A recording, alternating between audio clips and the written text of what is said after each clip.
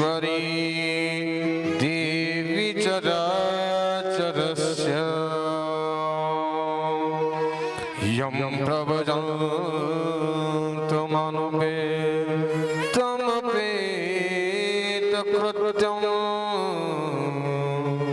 द्वैपायनो विरहकातरया जुहाव पुत्रेति तन्मयतया तर्वोऽभिनेदो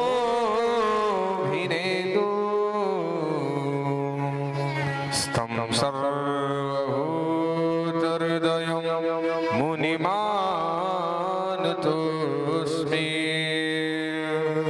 स्तं सर्वभूतहृदयं मुनिमानतोऽस्मि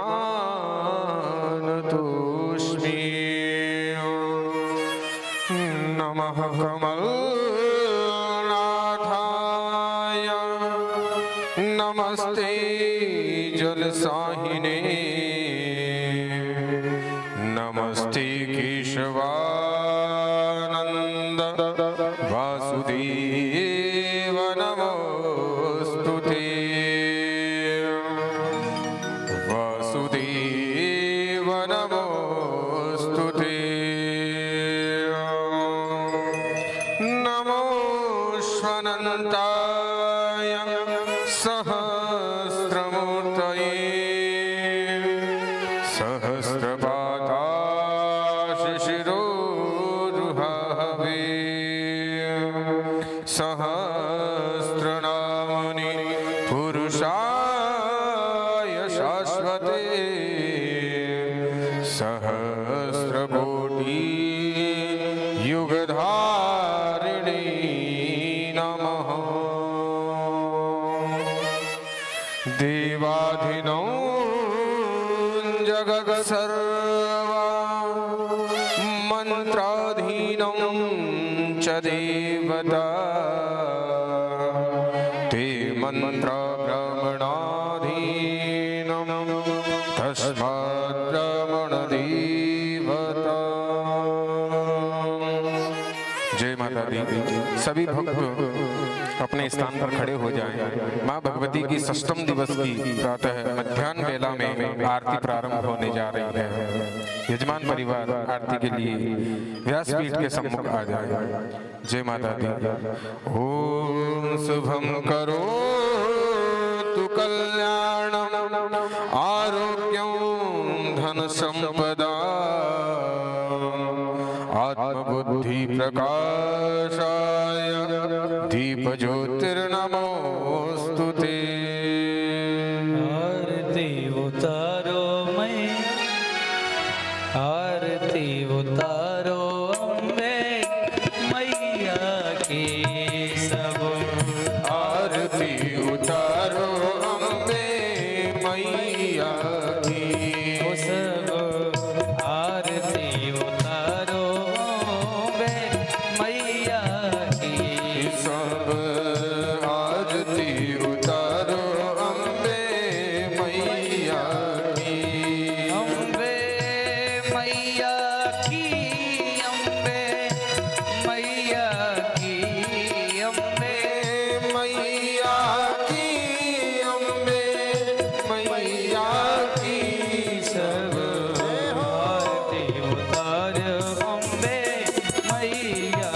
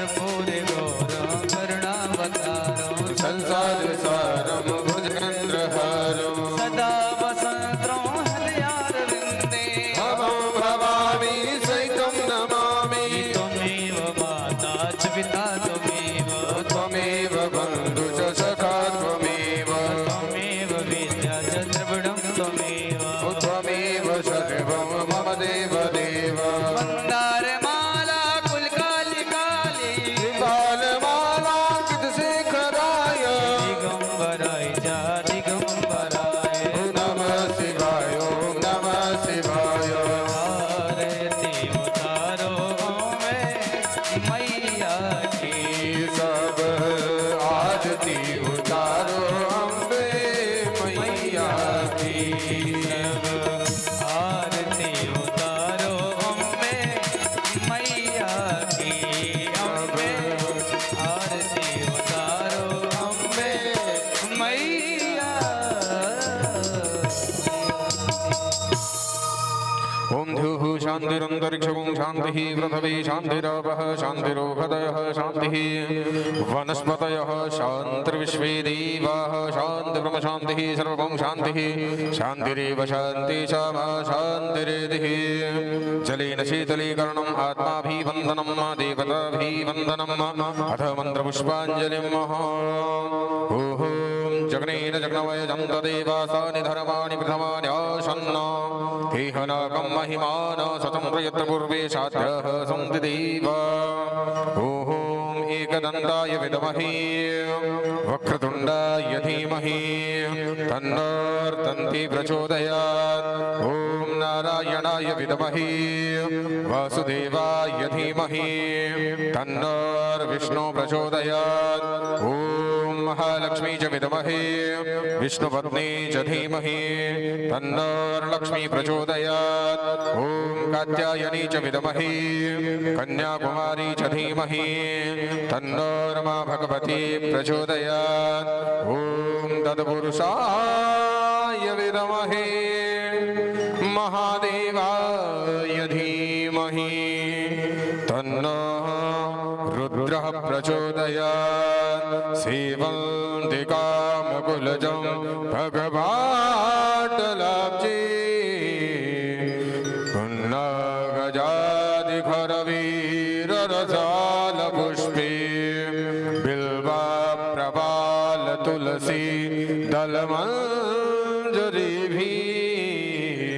त्वां पूजयामि जगदीश्वर मे प्रसिद्ध नाना सुगन्धि पुष्पाणि यथा कालोद्भवानि च पुष्पाञ्जलि मया दत्त गृहाण परमेश्वरी मंत्र पुष्पांजलि समर्पयामि प्रेम से बोलो गणपति गजानंद भगवान की रिद्धि सिद्धि के दातार की आज के आनंद की आज के परमा की सत्य सनातन धर्म की दुर्गा माता की शेरों वाली सरकार की नमः पार्वती पतय हर हर हर महादेव शंभो जयकारा सिर बलिदान साचे दरबार की जय हो।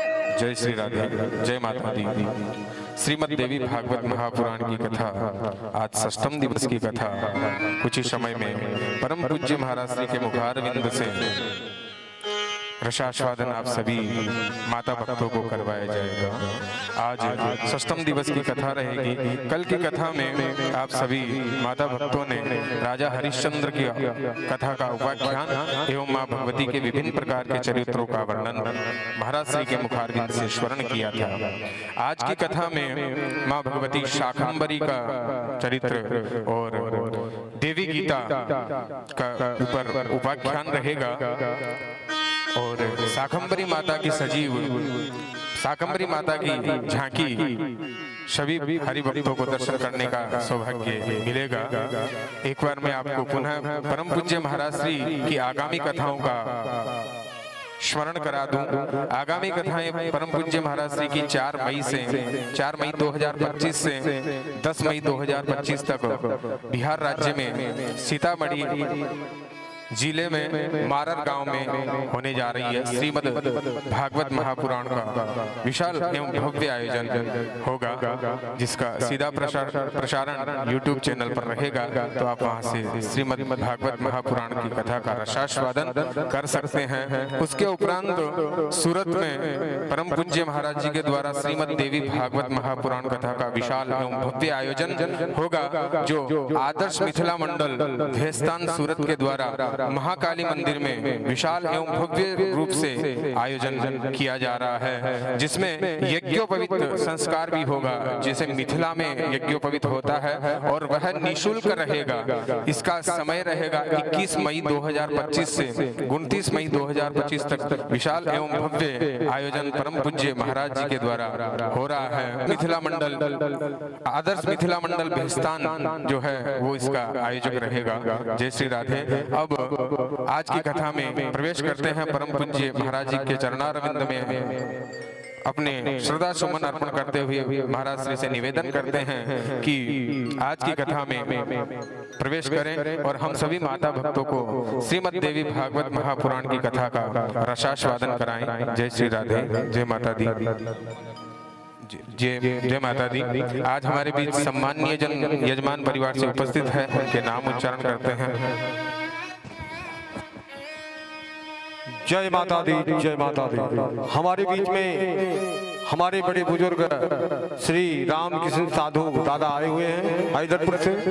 हम उनसे निवेदन करते हैं आकर के गुरु जी को माला पहना करके गुरु जी से आशीर्वाद लें।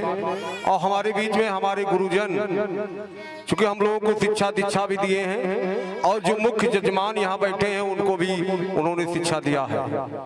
तो कोई और नहीं, हमारे गुरुजी अमरजीत सिंह चूंकि ये शाहपुर में अध्यापक थे और हमेशा हर कथा में सम्मिलित रहते हैं। मैं उनसे निवेदन करता हूं कि वे यहाँ आए, गुरुजी को माला पहना करके और गुरुजी का आशीर्वाद लें। हमारे बीच में इस कार्यक्रम में हमेशा कहीं कहीं से नजर टिकाए हुए, हमेशा चर्चा में बने रहने के लिए विनीत कुमार जी यहाँ उपलब्ध हैं।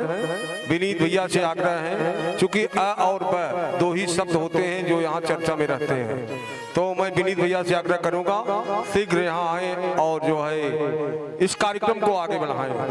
हमारे बीच में चूंकि यह कार्यक्रम आप लोग जान रहे हैं सार्वजनिक जगह पर सार्वजनिक कार्यक्रम है, इसी क्रम में हमारे बीच में भोलागिरी और भोला यादव इनका एक ट्रस्ट है, मंदिर है, जो आज का प्रसाद इनके द्वारा यहाँ बांटा जा रहा है। मैं भोलागिरी से भी आग्रह करूंगा आप लोग आए और गुरु जी को माला पहना करके आशीर्वाद लें। हमारे बीच में हम लोगों के गुरुजन श्रेष्ठ जन भूपत मास्टर साहब आए हुए हैं। मैं निवेदन करूंगा कि आप आए और गुरु जी से आशीर्वाद लें। और सभी भक्तों, हमारे बीच में पंचम से तमाम ऐसे भक्त हैं जो कि लोग कहते हैं कि परीक्षा किसकी होती है? धर्म की होती है, और धर्म को हमेशा बहुत ही कड़ी निगाह से रास्ते से गुजरना पड़ता है। मैं विनीत भैया से आग्रह करूंगा शीघ्र यहाँ आए, आ जाइए, क्योंकि अब चर्चा में रहते हैं तो आप चौराहे पे हर जगह चर्चा करते रहते हैं, तो हम इसी क्रम में इसको आगे। एक गुरु जी हैं, देखिए भैया, ये हमारे सुनील भैया जो मुख्य जजमान हैं, इनके गुरुजी हैं, इन्हें शिक्षा दीक्षा दिए हैं, तो निश्चित ही इनके आगे के इस क्रम को आशीर्वाद हमको भी पढ़ाए हैं। तो हम भी वहीं से पढ़े थे, सर्वोदय शाहपुर इंटर कॉलेज के अध्यापक थे, हमेशा हर जगह राम कथा में रहते हैं।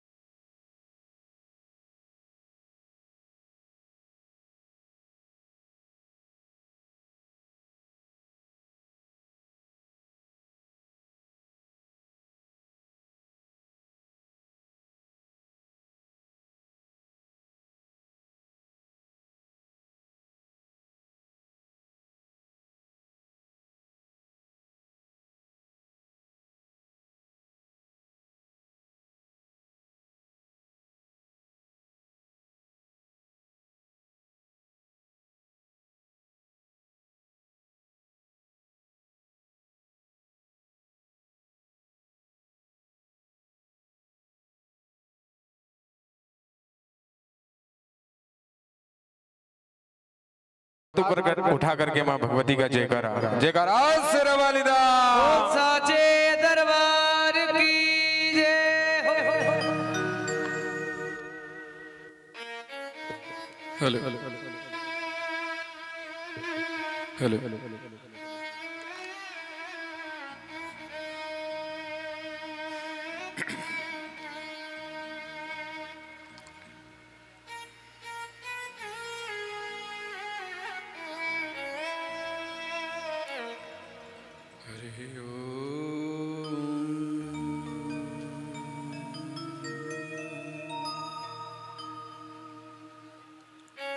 स्वस्ति श्री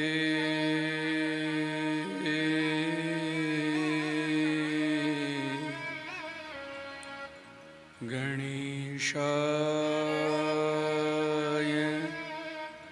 नमः।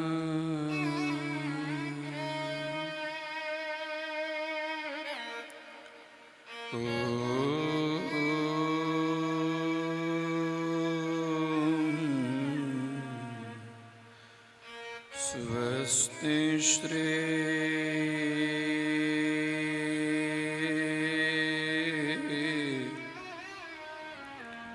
सरस्वत्यै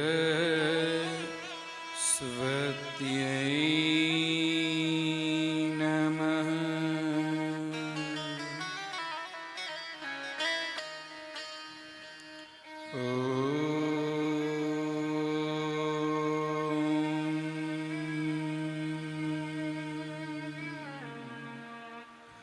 स्वस्ति श्री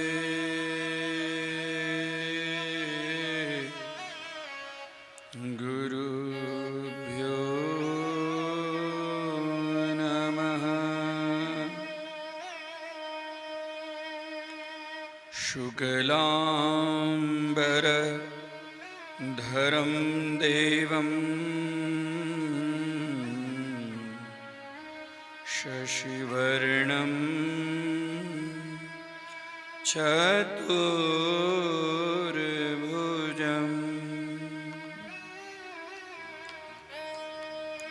प्रसन्न वदनं ध्यायेत्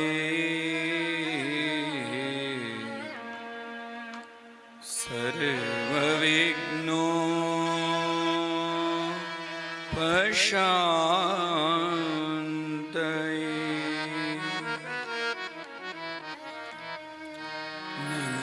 नमस्ते शारदे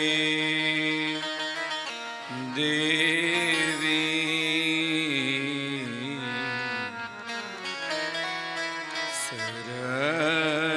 सरस्वती मते प्रदे।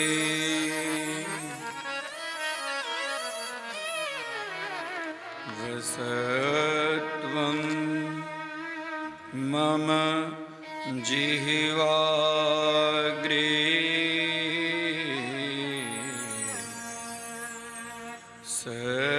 सर्वविद्या प्रदा भव।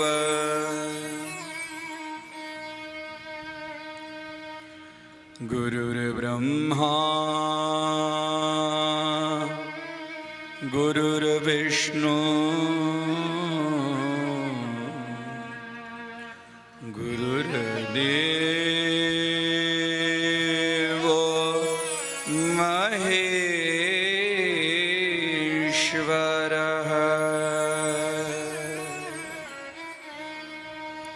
गुरुः साक्षात्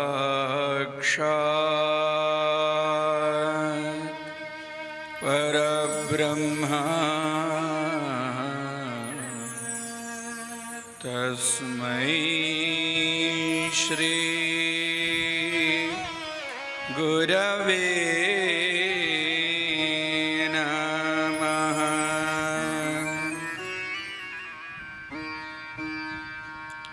सृष्टौ या सर्गरूपा जगदवनविधौ कालिनी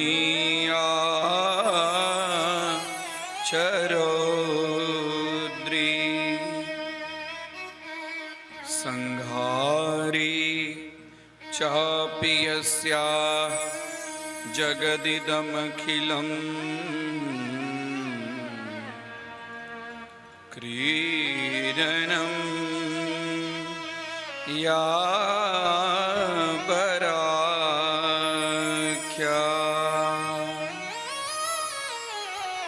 पश्यन्ति मध्यमाथोस्तदनु भगवती वैखरी वर्णरूपा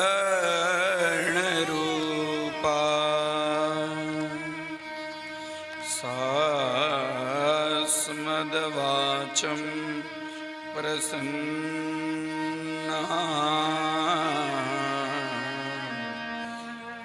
विधि हरिगिरीशा राधिता लंकरोतु।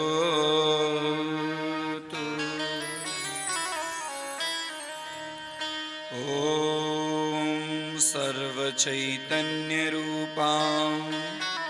तां आद्यां विद्यां च धीमहि बुद्धिः यान प्रचोदयात्।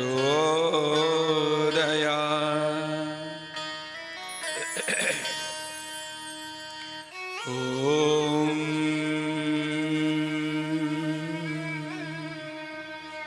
यां मेधां देवगणाः पितरश्च उपासते तया मेधया मां मेधाविनं कुरु कुरु स्वाहा।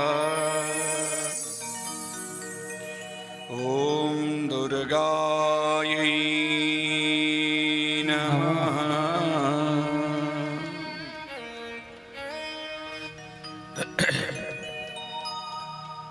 स्वस्ति श्री अखिल ब्रह्मांड नायिका आदि जगदीश्वरी यस्य कृपा कटाक्ष स्वरूपेण महाकाली महालक्ष्मी महासरस्वती त्रिगुणात्मिकाः शक्तिस्वरूपाः ब्रह्म विष्णु महेश्वर स्वरूपेण दद्यात्। जगतस्य उत्पत्ति पालन संहार कर्तृतां जनन्यां चरणकमले कौटि प्रणामः। एवं शब्दमूर्तिधरश्चैते विष्णुरंक्षा महात्मना शब्द ब्रह्मात्मिका श्रीमद्देवी भागवत ग्रंथ ताम चरणकमले कोटि प्रणामः। एवं यहाँ पर उपस्थित जमदग्नि की धराधाम पर इस पावन गांव जो अभी तीर्थ स्वरूप हो गया है, ऐसे तीर्थ में अपने आप को पुण्यभागी धन्यभागी बनाने के लिए उपस्थित देवी भक्तगण, श्रद्धामयी माताएं, छोटे छोटे बालम गोपालम, उपस्थित हमारे संगीतज्ञ, छाया, ध्वनि प्रसारण एवं श्रीमद् देवी भागवत के पारायण एवं जप करने वाले विद्वद वरेण्य, आइए हम सब श्रीमद् देवी भागवत के कात्यायनी स्वरूपः दिन के अंदर में प्रवेश करें। एवं उससे पूर्व अपने मन, वाणी, बुद्धि, चित्त को भगवती के चरण कमलों में अर्पण करते हुए हमारी सारी गति वही है।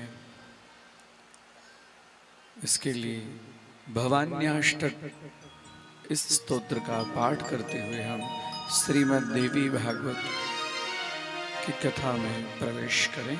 अथ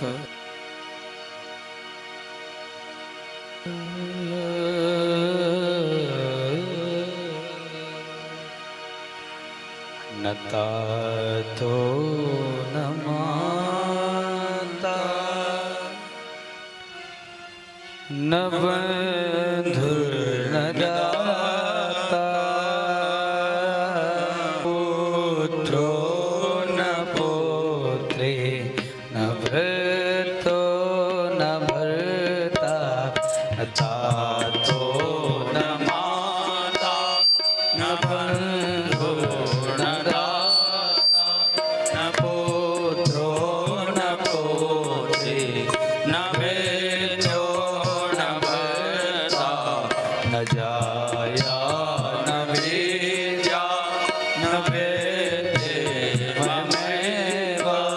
गति स्वं त्वमेका भवानि न तातो न माता न बन्धुर्न दाता।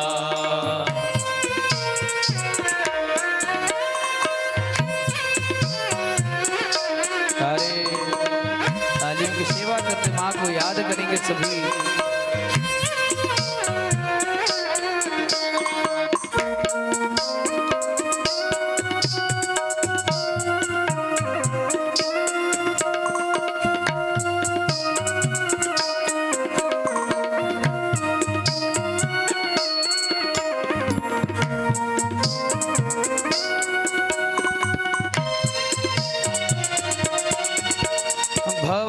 भवधाव पारे महादुख भीरो पपाता प्रकामी प्रलोभी प्रमाता कुसंसार पास प्रबद्ध सदा गति सो त्वमेका भवानि न जानामि दानं न ध्यानयोगं न जानामि तन्त्रं न स्तोत्रमन्त्रं न जानामि पूजा न जानाम्योगं गति स्वं त्वमेका भवानि न तातो न माता न बन्धो न दाता।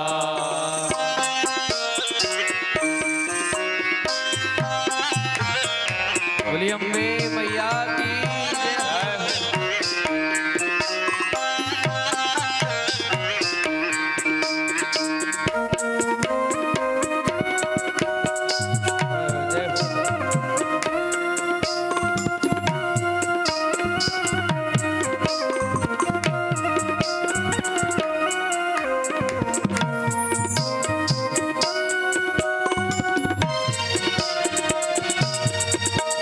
न जानामि पुण्यं न जानामि तीर्थं न जानामि मुक्तिं लयं वा कदाचित् न जानामि भक्तिं व्रतं वापि मातर् गति स्वं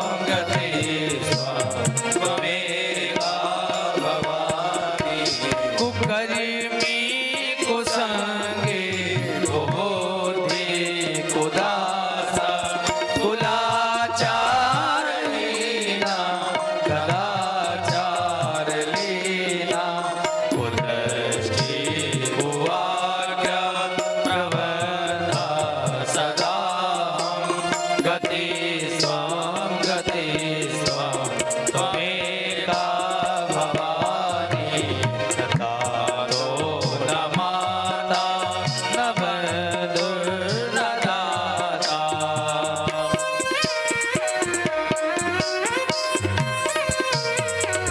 हरि बोल।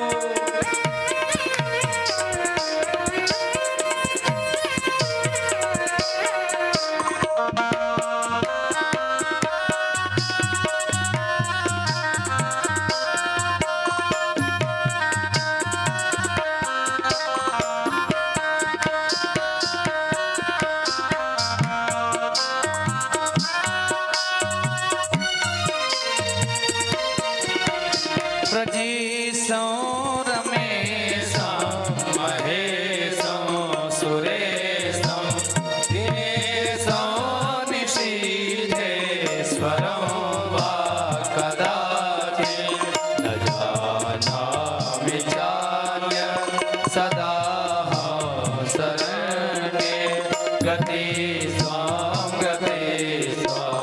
त्वमेका भवानी विवादे विषादे प्रमादे प्रवासे जले जानने पर्वते शत्रुमध्ये अरण्ये शरणे सदा मां प्रवाहि गति स्वां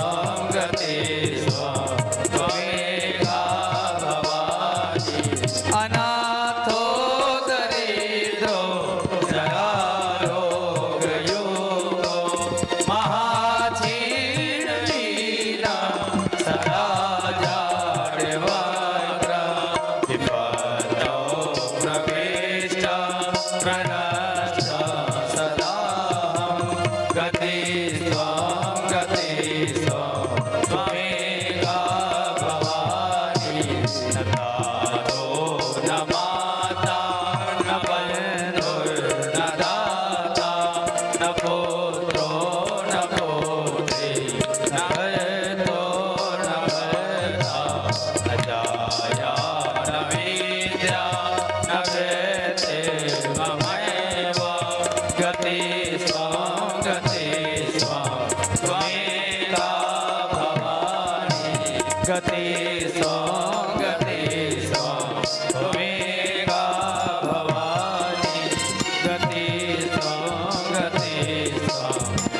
त्वमेका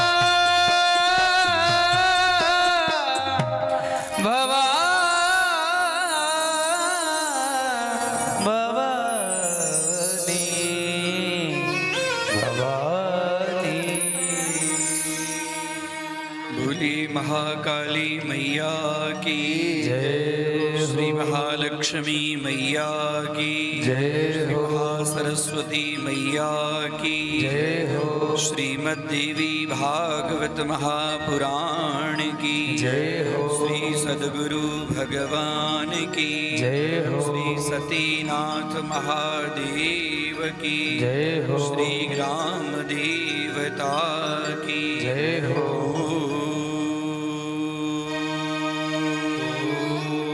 नमः पार्वती पतये हर हर महादेव।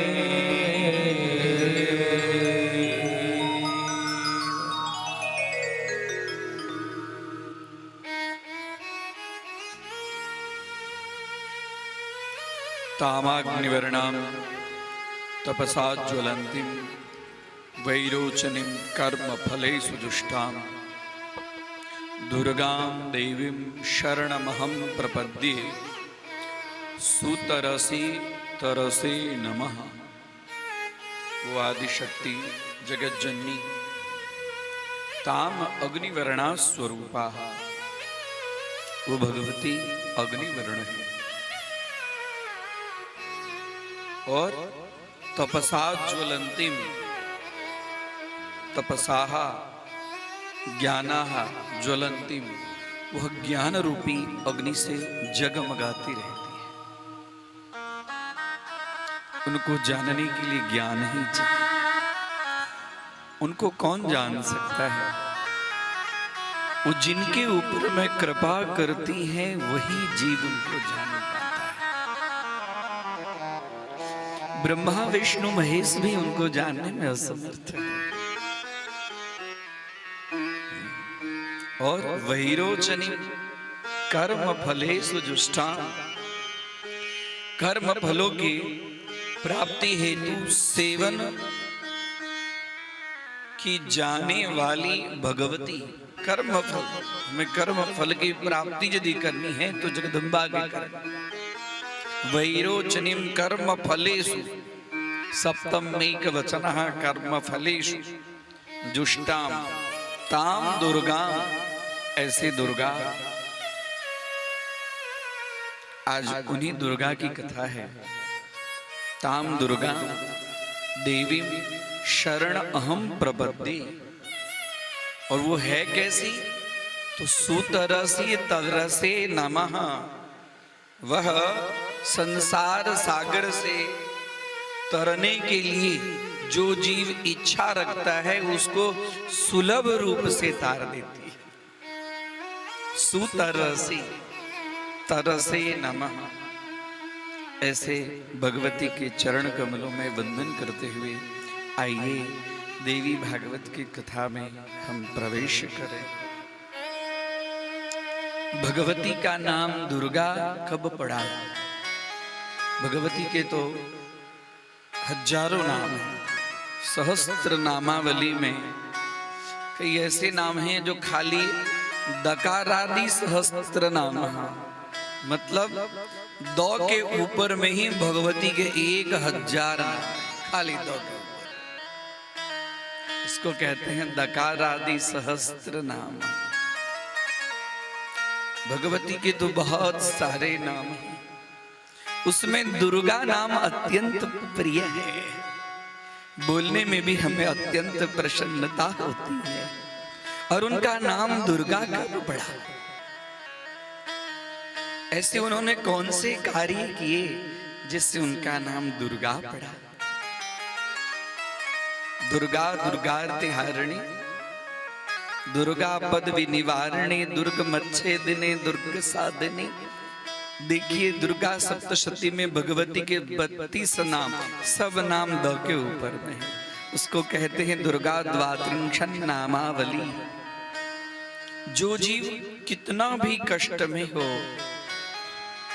अब लगे कि इससे वह पार नहीं आएगा, संकट ही संकट, संकट ही संकट उसके ऊपर में आ रहे हैं। और वह संकटों से दूर कैसे हो, इसके लिए हमारे महापुरुषों ने, विद्वानों ने बहुत सुंदर रास्ता बता दिया है। जीव को रास्ता भी है हमारे घर में, औषधि है, सब कुछ है, लेकिन तब तक वह औषधि काम नहीं आती जब तक हमारा कर्म फल हम भोगना बाकी है। घर में दवाई रहती हम ले नहीं पाते, है कि नहीं है? और जब कर्म फल का जब अंत होने वाला होता है तो एक साधारण रूप से कोई निमित्त बनता है और हम स्वस्थ हो जाते हैं, मस्त हो जाते हैं, सारे दुख दर्द दूर हो जाते हैं। तो हमारे पास में औषधि है, हम संकटों से घिरे रहते हैं। प्रारब्ध कर्म के अंतर्गत में वह औषधि का हम सेवन नहीं करते। जो जीव सेवन किया वह दुख से दूर हो गया। दुर्गा द्वात्रिंशन नाम मतलब भगवती के 32 नाम। जो व्यक्ति कितना भी संकट में पड़ा हो, देख लीजिए दुर्गा सप्तशती के पीछे है। खाली आप वह दिन में संकल्प लेकर 108 बार पाठ कर जाइए। 108 बार वह भगवती के नाम में इतना उसके अंदर में उनकी महिमा गाई गई है। ये मैं नहीं कहता हूं, दुर्गा सप्तशती में लिखा हुआ है, पढ़िए। वह 32 नाम का खाली हम 108 बार पाठ कर जाएंगे, हमारे सारे संकट जिसके लिए आप यह पाठ कर रहे हैं, देखिए कि वह संकट दूर होता है कि नहीं होता है।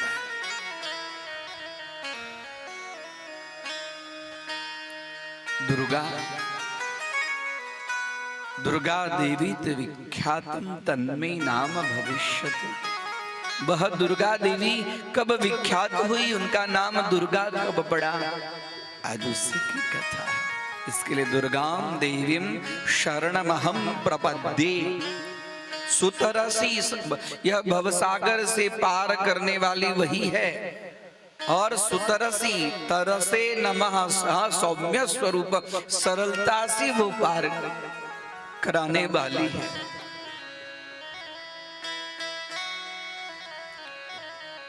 कल की कथा आप लोग बड़े सुंदर स्वरूप में भगवती लक्ष्मी माता के झांकी का भी दर्शन, उनकी थोड़ी कथा भी सुनी। या देवी सर्वभूतेषु लक्ष्मी रूपेण संस्थिता। लक्ष्मी का अर्थ क्या होता है?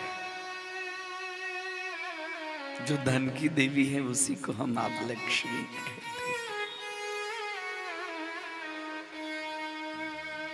यहां पर कोई भी शब्द को समझने के लिए पहले उस शब्द को समझिए। शब्द का कुछ अर्थ होता है। शब्द के बहुत सारे अर्थ के प्रकार बताए गए हैं शास्त्रार्थ में। शब्दार्थ, वाच्यार्थ, लक्षणार्थ, अलंकारार्थ, हाँ, अर्थार्थ, प्रसंगार्थ, व्यंजनार्थ, बुद्धिस्थार्थ, कितने अर्थ होते हैं। लक्ष्मी शब्द लक्ष्य और में मतुप प्रत्यय, गिश स्त्रियाम गिश लक्ष्य, लक्ष्मम चिन्हम च। लक्ष्य, लक्ष्म शब्द का अर्थ होता है चिन्ह, और लक्ष्मी इकार शक्ति स्वरूपा है, उसको शक्ति कहते हैं। लक्ष्मी अर्थात हमारे जीवन के जो परम लक्ष्य है उसको जो प्राप्त करा दे। जीवन के परम लक्ष्य क्या है कि बहुत बड़े हम धनवान बन जाए। हाँ, यही है ना जीवन का लक्ष्य, बहुत धन आ जाए, इसके लिए लक्ष्मी माता की उपासना करो, यही है लक्ष्य। अरे हाँ या ना तो बताइए, यही है। मनुष्य का जन्म धर्म, अर्थ, काम और मोक्ष के लिए प्राप्ति है। कल तो हमने बताया आपको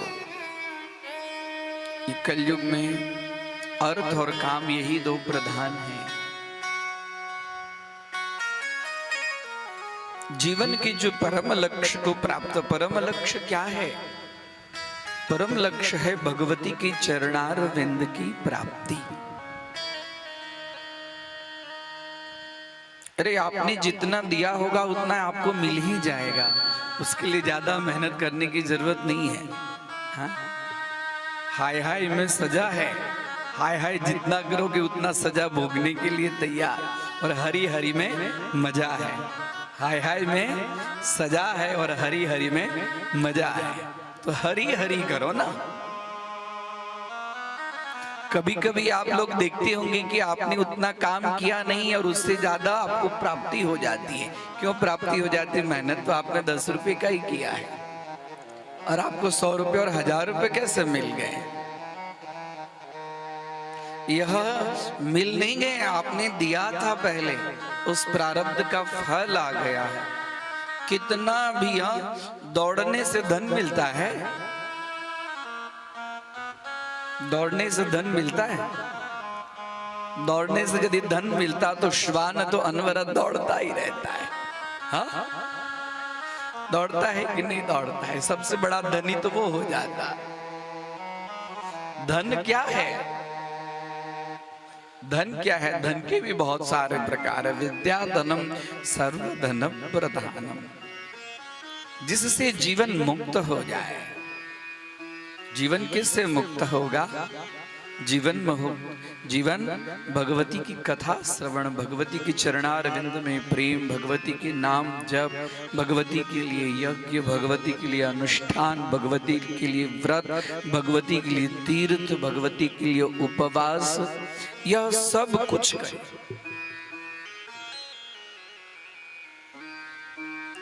शक्ति से श्रेष्ठ कोई चीज नहीं है, इसके लिए मैं भगवती के विशेष, और कथा भगवती की है।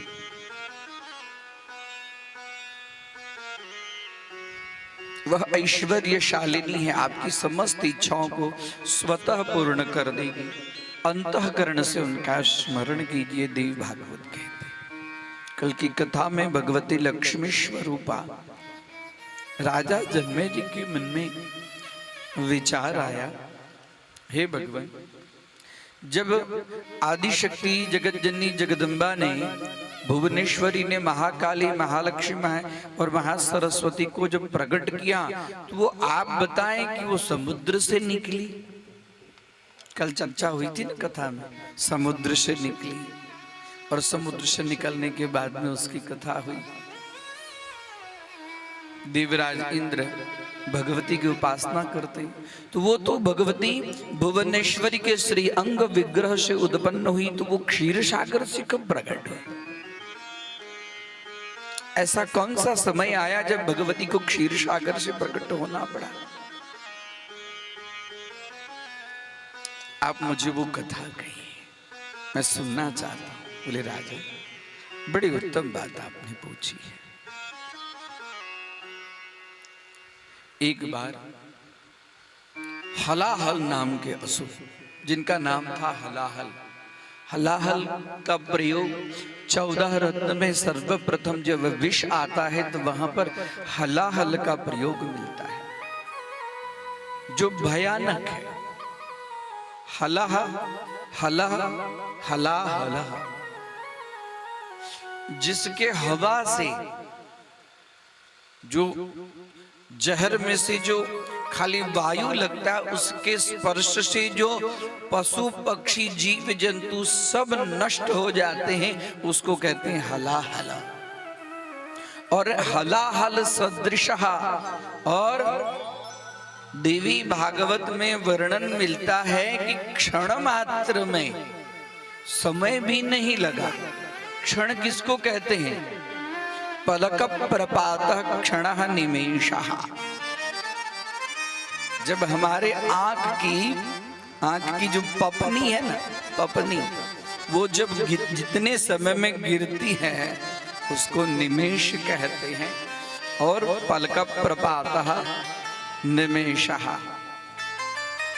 मतलब क्षण मात्र के अंदर में ही वैकुंठ को घेर लिया, जहां पर भगवान नारायण, और इतना ही नहीं है, कैलाश को भी घेर लिया। और हजारों लाखों की संख्या में, एक दो नहीं, पूरा कब्जा कर लिया वैकुंठ के ऊपर में भी और कैलाश के ऊपर। अब तो ऐसी स्थिति हो गई, देखिए भगवान नारायण देख रहे हैं, भगवान शिव जी देख रहे हैं, कैसा समय आया। लड़ने के लिए लड़ना तो पड़ेगा ना। कोई हमारे आपके घर पर कब्जा करेगा तो क्या आप ऐसे बैठ जाएंगे? बैठ जाएंगे चुपचाप? आपके खेत खलिहान में थोड़ा सा मोड़ जो है इधर से उधर हो जाता है तो आप नहीं बैठ पाते, हाँ? और आपके घर के ऊपर में कोई कब्जा करने के लिए आए तो आप ऐसे निश्चिंत बैठे रहेंगे? लाभत लठिया हम देख ली कौन बा, हाँ? चल लड़ाई करने के लिए चले भगवान नारायण और इधर भगवान शिव जी।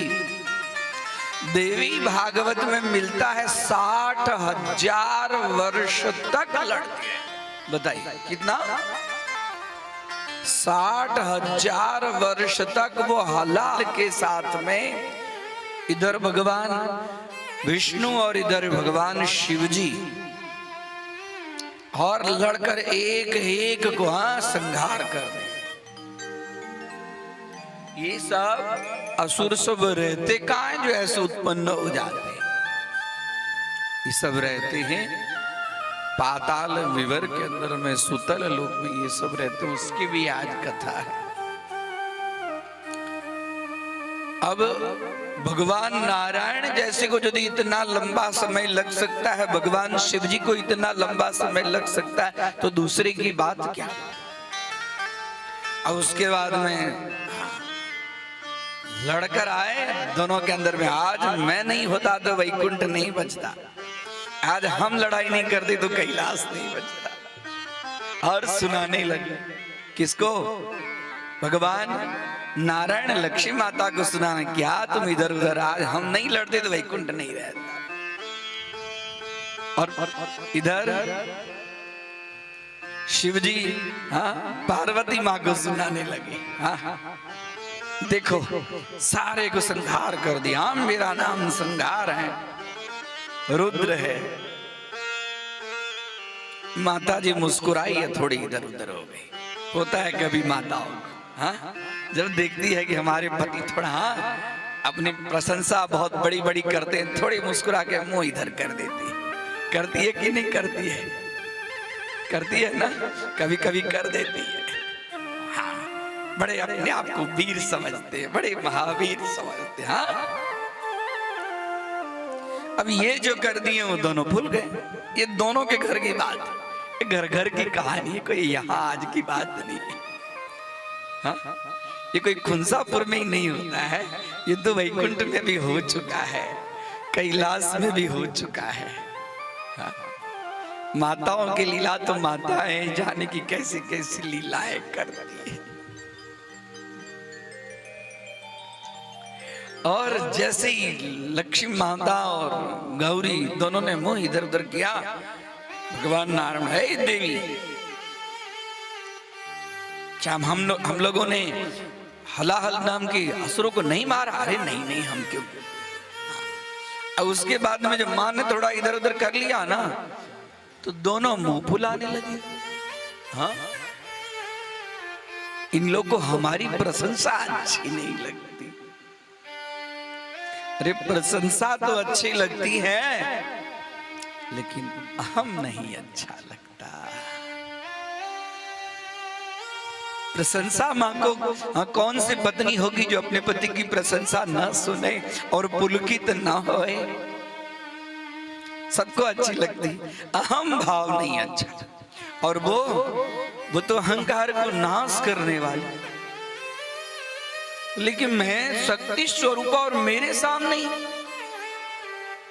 मैंने इनके अंदर में शक्ति दिया और हमारे ऊपर में ही थोड़ा ताना इधर उधर बता रहे, और मैंने थोड़ा किया तो मुंह फुला के बैठे। अब देखते हैं, और जैसे मुंह फुलाए वैसे दोनों अपने मैके चली गई। जाती है कि नहीं माताएं मैके चली जाती हैं। अब लो बनाना, अपने हाथ से रोटी बनाना, टिक्कर बनाते हैं। दोनों चली गई। दोनों जो चली गई वो क्रोध से चली गई, रोष से चली गई। अहम, इतना अहम कि हम नहीं होते। अरे कितनी बार इस मेरी इच्छा मात्र से ऐसे ब्रह्मांडों की रचना होती है, पालन होता है, संहार होता है। इन्होंने हमने शक्ति दी तो इन लोगों ने दैत्यों के ऊपर में आधिपत्य जमाया। शक्ति स्वरूपा मैं हूं और हमारे प्रति इन लोगों ने, मां को नहीं अच्छा। वैसे अहंकार से ही जीव की उत्पत्ति होती है। जब प्रकृति के तत्व को जानेंगे तो बिना अहंकार का संभव नहीं है। जीव दो प्रकार के अहंकार होते हैं, उच्च स्तरीय अहंकार और निम्न स्तरीय अहंकार। निम्न स्तरीय अहंकार मतलब मैं, अहम कृतम, मैंने किया, मैं और मेरापन, ये निम्न स्तरीय अहंकार है। इस अहंकार से जीव का अधःपतन होता है। और उच्च स्तरीय अहंकार ईश्वरीय शक्ति, ये हमारे भगवती ने की, जगदम्बा ने की, हमारे नाथ ने की। अहम भाव जहां आता है वहां पर जीव का नाश हो जाता है। कभी भी जीव के अंदर इन कथाओं से क्या सीख मिलती? अहंकार को नाश करें। हमारे आपके अंदर में भी होता है अहंकार के नाश के लिए इन कथाओं का श्रवण करना चाहिए। इन कथाओं के श्रवण से व्यक्ति के अंदर में अहम भाव नाश होता है, उसके अंदर में सहजता और सरलता आती है। इसके लिए है देवी भागवत की कथा। हम कुछ नहीं करते। जब अहम भाव नारायण और भगवान शिव जी में आ गया तो भगवती छोड़ के चली गई, तो हमारे आपके अंदर में अहम भाव आएगा तो आदि जगत जननी हमारे पास में रहेगी।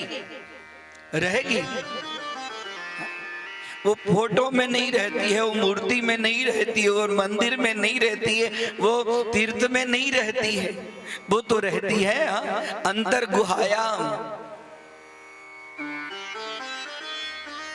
उनको कौन ढूंढ पाएगा? वो तो जब तक आप अंतर्मुखी नहीं होंगे तब तक आप उनको समझ नहीं पाएंगे। और जब अहम भाव आएगा आपके हृदय मलिन हो जाएगा। हृदय जब मलिन हो जाता है तो मोही कपट छल छिद्र न भावा और निर्मल मन जन सो मोही भावा। छल कपट युक्त जो है, छद्म युक्त जो है, वो भगवान को अच्छा नहीं लगता, हमको आपको अच्छा नहीं लगता, एक कुत्ते को अच्छा नहीं लगता, स्वान को अच्छा नहीं लगता, तो वो भगवती को क्या अच्छा? हाँ? एक कुत्ते को बुलाइए, चू चू चू चू चू चू करके आएगा, पुछड़ी हिलाते हुए एकदम, मेरे स्वामी मुझे बुला रहे हैं, और पीछे से लकड़ी दिखाई है, भाग जाएगा। लकड़ी छोड़ेंगे बाद में, रोटी दिखाएंगे, नहीं आएगा। आएगा? नहीं आएगा। जब उनको अच्छा नहीं लगता, हमको अच्छा, जो चीज हमको अच्छा नहीं लगता वो हमारी मां को कैसे अच्छा लगे? कुछ जीवन में अच्छी चीज हो, भगवती कृपा से कुछ अच्छा काम हो जाए ना, तो उनके चरणों में विशेष रूप से नतमस्तक होना चाहिए और भगवती की कृपा समझनी चाहिए कि तुम्हारी कृपा से हमने यह अच्छा काम हमारे जीवन में हुआ। व्यक्ति को दुख आता है, दुख में बहुत नम जाता है, हाँ एकदम नम जाता है। दुख कैसे दूर हो, इसके लिए इधर उधर इधर उधर, और जब सुख आ गया तो तन्ने में देरी नहीं। हाँ क्यों? सुख आ गया तो जमी पे पांव टिकते नहीं। अब मैं ही हूं, मैंने ही ये किया, मैंने ही वो किया। अरे मैं नहीं होता तो ऐसा काम ही नहीं होता। तुला कोटे खलस्य च, जीव का जो स्वभाव होता है वो तराजू के समान होता है। तराजू होता है ना, तराजू में वजन पड़ता है, हाँ एकदम नम जाता है, और हटा तो एकदम तन जाता है। हाँ? दुख आ गया तो एकदम नम गया, और सुख आ गया तो एकदम उठ गया। वो चीज भगवती को नहीं अच्छी लगती। भगवती को जो चीज अच्छी लगे वैसा करे। भगवती को अहम भाव में चली गई छोड़ के।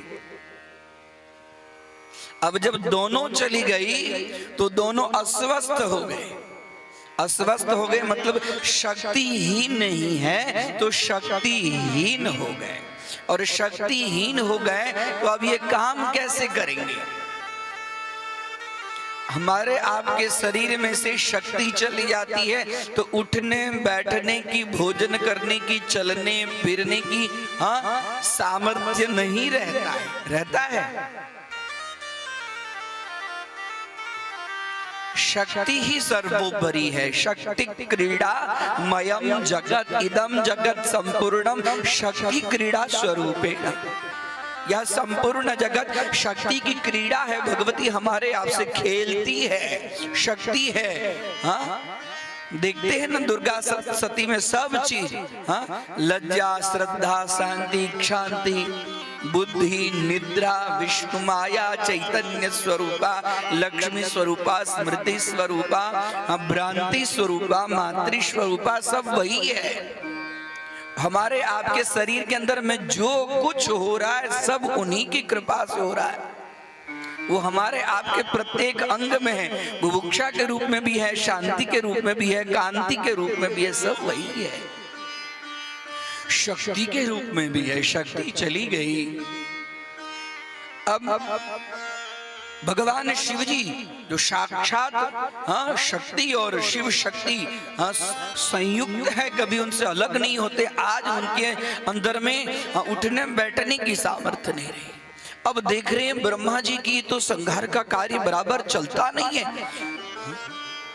सृष्टि उत्पत्ति का तो कार्य मेरा है, लेकिन अभी बराबर संहार हो नहीं रहा। और इतना ही नहीं, पालन भी बराबर नहीं हो रहा, पालन में भी गड़बड़ी है। और देखते हैं कि भगवान नारायण भी अशक्त हैं, जगत का पालन करने में असमर्थ है। ये दिव्य कथा है, साधारण कथा नहीं, दिव्य कथा है। जो भगवती की उनका स्मरण चिंतन करा दे, जो कथा, जो विष्णु और शिव दोनों अस्वस्थ हो गए, शैया पर पड़े हैं, उठने का सामर्थ्य नहीं है। ब्रह्मा जी इधर उधर देखे, उनको कुछ समझ में नहीं आया। आंख बंद किए तो देख रहे, अरे दोनों तो अत्यंत अशक्त हो गए। इसी के लिए मेरे ऊपर अब तब उन्होंने दोनों देवों का कार्य अपने मत्थे ले लिया। सृष्टि तो चलाना पड़ेगा। वो शक्ति चली गई। वो शक्ति, एक बार हम लोगों ने अहम किया था तो हमको चरण नख में संपूर्ण ब्रह्मांड का दर्शन कराया था। इन लोगों ने भी अहम किया। अपने पुत्रों को बुलाए, सनक सनंदन सनातन दक्ष मरीच आओ इधर, हे ब्रह्मर्षि आओ, देखो मेरे ऊपर में भार ज्यादा हो गया है। मैं तो अभी उत्पत्ति का काम करता ही हूं, पालन का भी काम मेरे ऊपर में, संहार का भी काम, बोझ बढ़ गया है। आप लोग मुझे थोड़ा सहयोग दो। अपने पुत्र को, जब काम का भार बढ़ जाता है तो व्यक्ति अपने पुत्र को याद करता है कि नहीं करता है। तुरंत हम आप फोन करते हैं अपने बेटे को कि काम ज्यादा है, जरा तू देख लेना फैक्ट्री में। करते कि नहीं करते? व्यक्ति सब जगह से जीतने की इच्छा रखता है, लेकिन दो जगह से हारने की इच्छा रखता है। सर्वत्र जयमिच्छेत, सब जगह से व्यक्ति जीतने की इच्छा रखता है कि मैं जीत जाऊं, लेकिन दो जगह से हारने की इच्छा रखता है। कहां कहां पर? सर्वत्र जयमिच्छेत पुत्रात् शिष्यात् पराजयः। वो गुरुदेव प्रसन्न होते हैं, उनकी जब कब प्रसन्न होते हैं? जब देखते हैं कि मेरे से मेरा शिष्य आगे निकल गया। और वो पिता प्रसन्न होता है, देखता है कि मेरे से भी मेरा बेटा आगे निकल गया है। पुत्रात् शिष्यात् पराजयः। जीव सब जगह से जीतने की इच्छा रखता है। वो गुरु प्रसन्न होते हैं कि मेरा शिष्य मेरे से आगे निकल गया। रामकृष्ण परमहंस को प्रसन्नता हुई विवेकानंद को देखकर। ब्रह्मा जी तुरंत, आओ दक्ष, क्या करूं, भार इतना बढ़ गया है। पिताजी आज्ञा तो दीजिए। देखो ये दोनों शक्ति रूठ के चली गई है। एक काम करो, तुम सब मिलकर, वैसे तुम्हारे एक के मनाने से मानने वाली नहीं है। हे सनकादि, हे दक्ष, जितने सब मिलकर भगवती को मनाओ।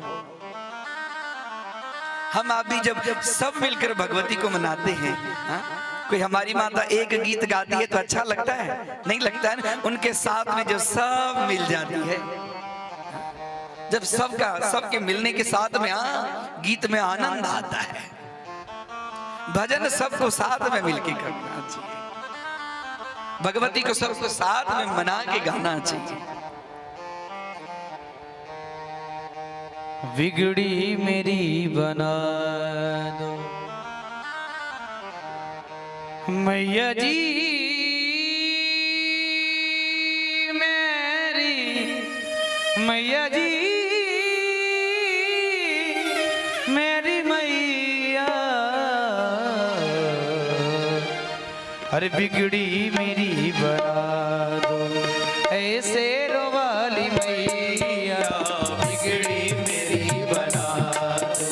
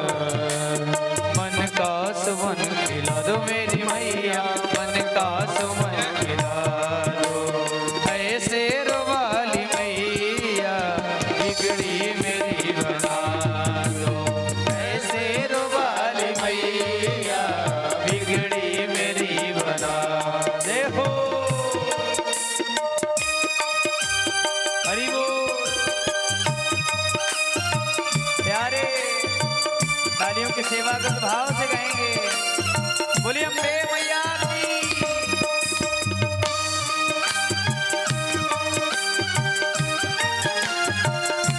अरे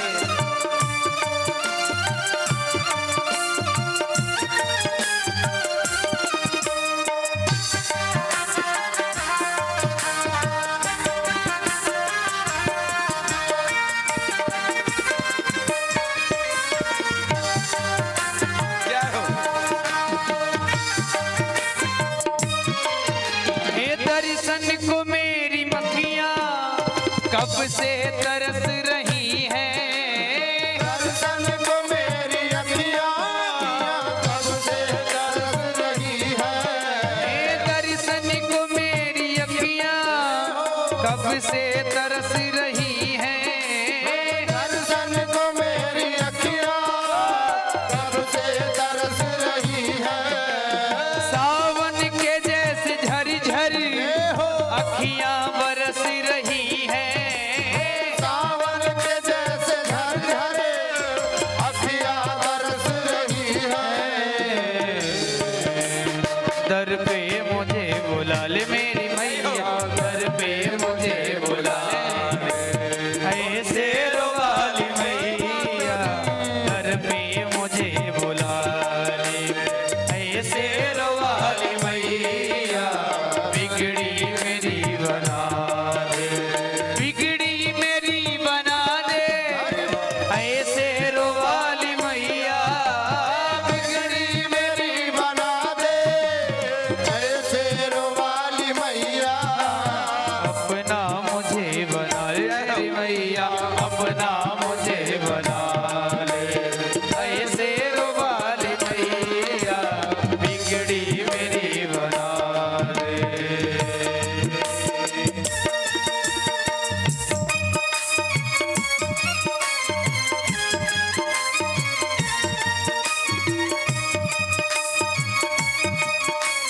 अरे तालियों की सेवा करते भाव से गाएंगे।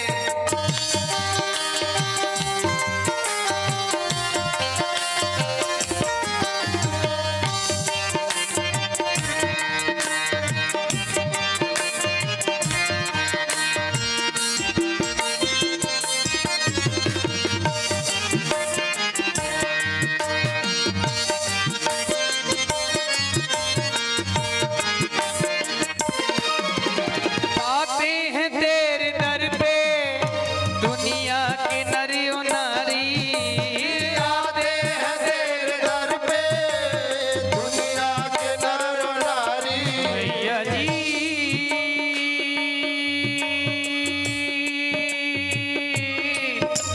मेरी मैया, आते हैं तेरे दर पे दुनिया के नरियो नारी। आते हैं तेरे दर पे दुनिया के नर नारी। सुनती हो सबकी बिनती मेरी मैया से रोवाली। सुनती हो सबकी बिनती मैया से रोवाली।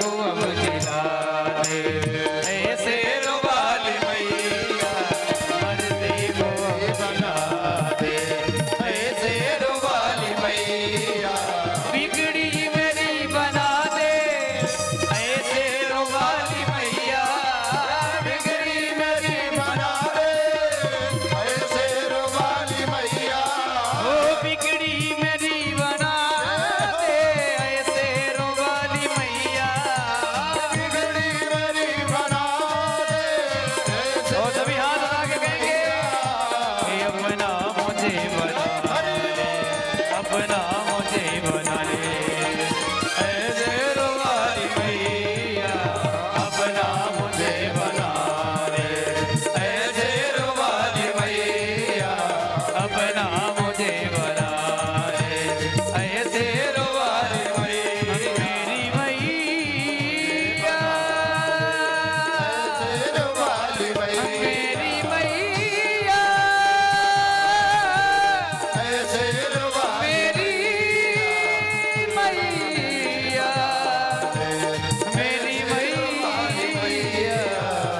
मेरी ऐसे रोवाली मैया बोलिए शेरा वाली मैया की जय। भविष्यति जते शक्ति त्वद्गृहे क्षीरसागरे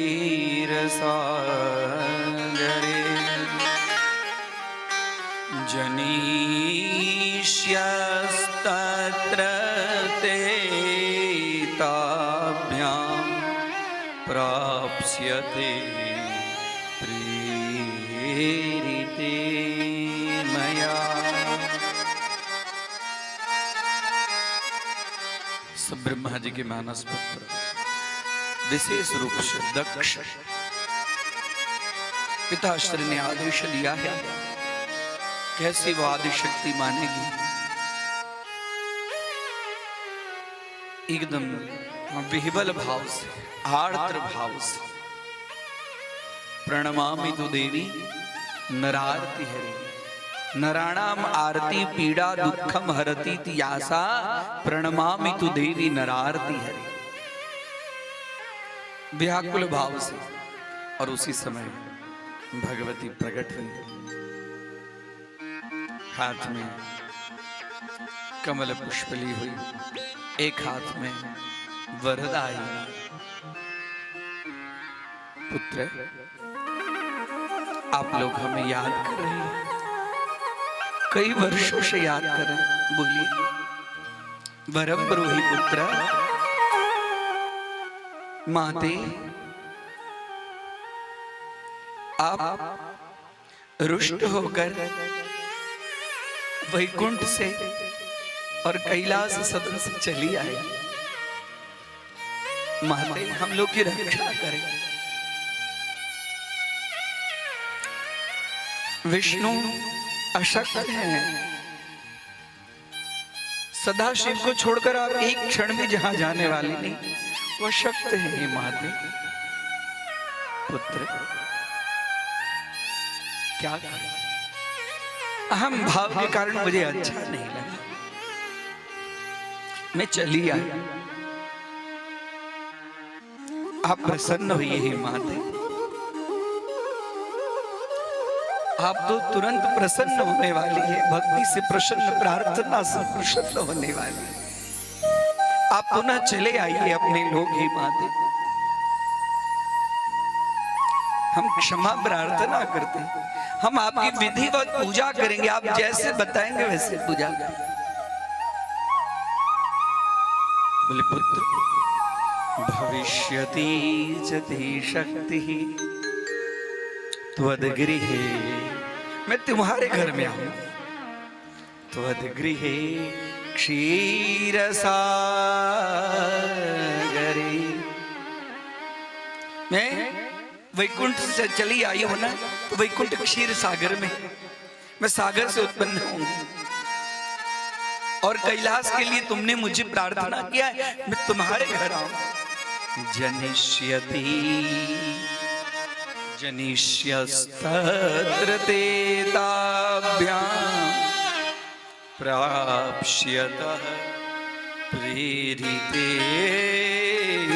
मया। हे दक्ष, मैं तुम्हारी स्तुति से संतुष्ट हूं। मैं तुम्हारे घर पुत्री के रूप में,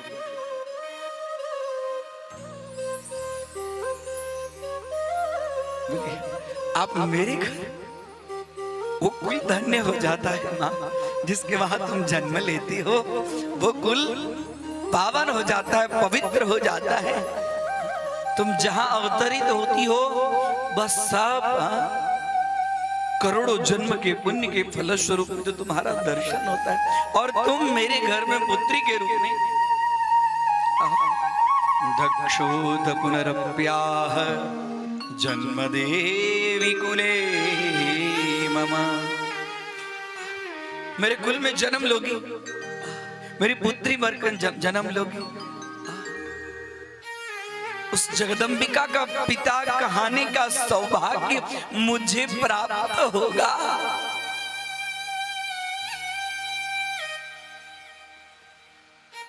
हे भगवती, आप जल्दी आ जाओ। भगवती अंतर्धान हो गई और कुछ ही दिनों के बाद दक्ष प्रजापति के भवन में एक तेज आया और तेज आते ही कड़ाके की बिजली। अब वह ब्रह्मस्वरूपिणी थी, सत्य स्वरूपिणी थी। इसके लिए इनके अंतःकरण में अपने आप समझ गए कि ये साक्षात जगदम्बिका है, क्योंकि बिजली के तेज के समान आप है।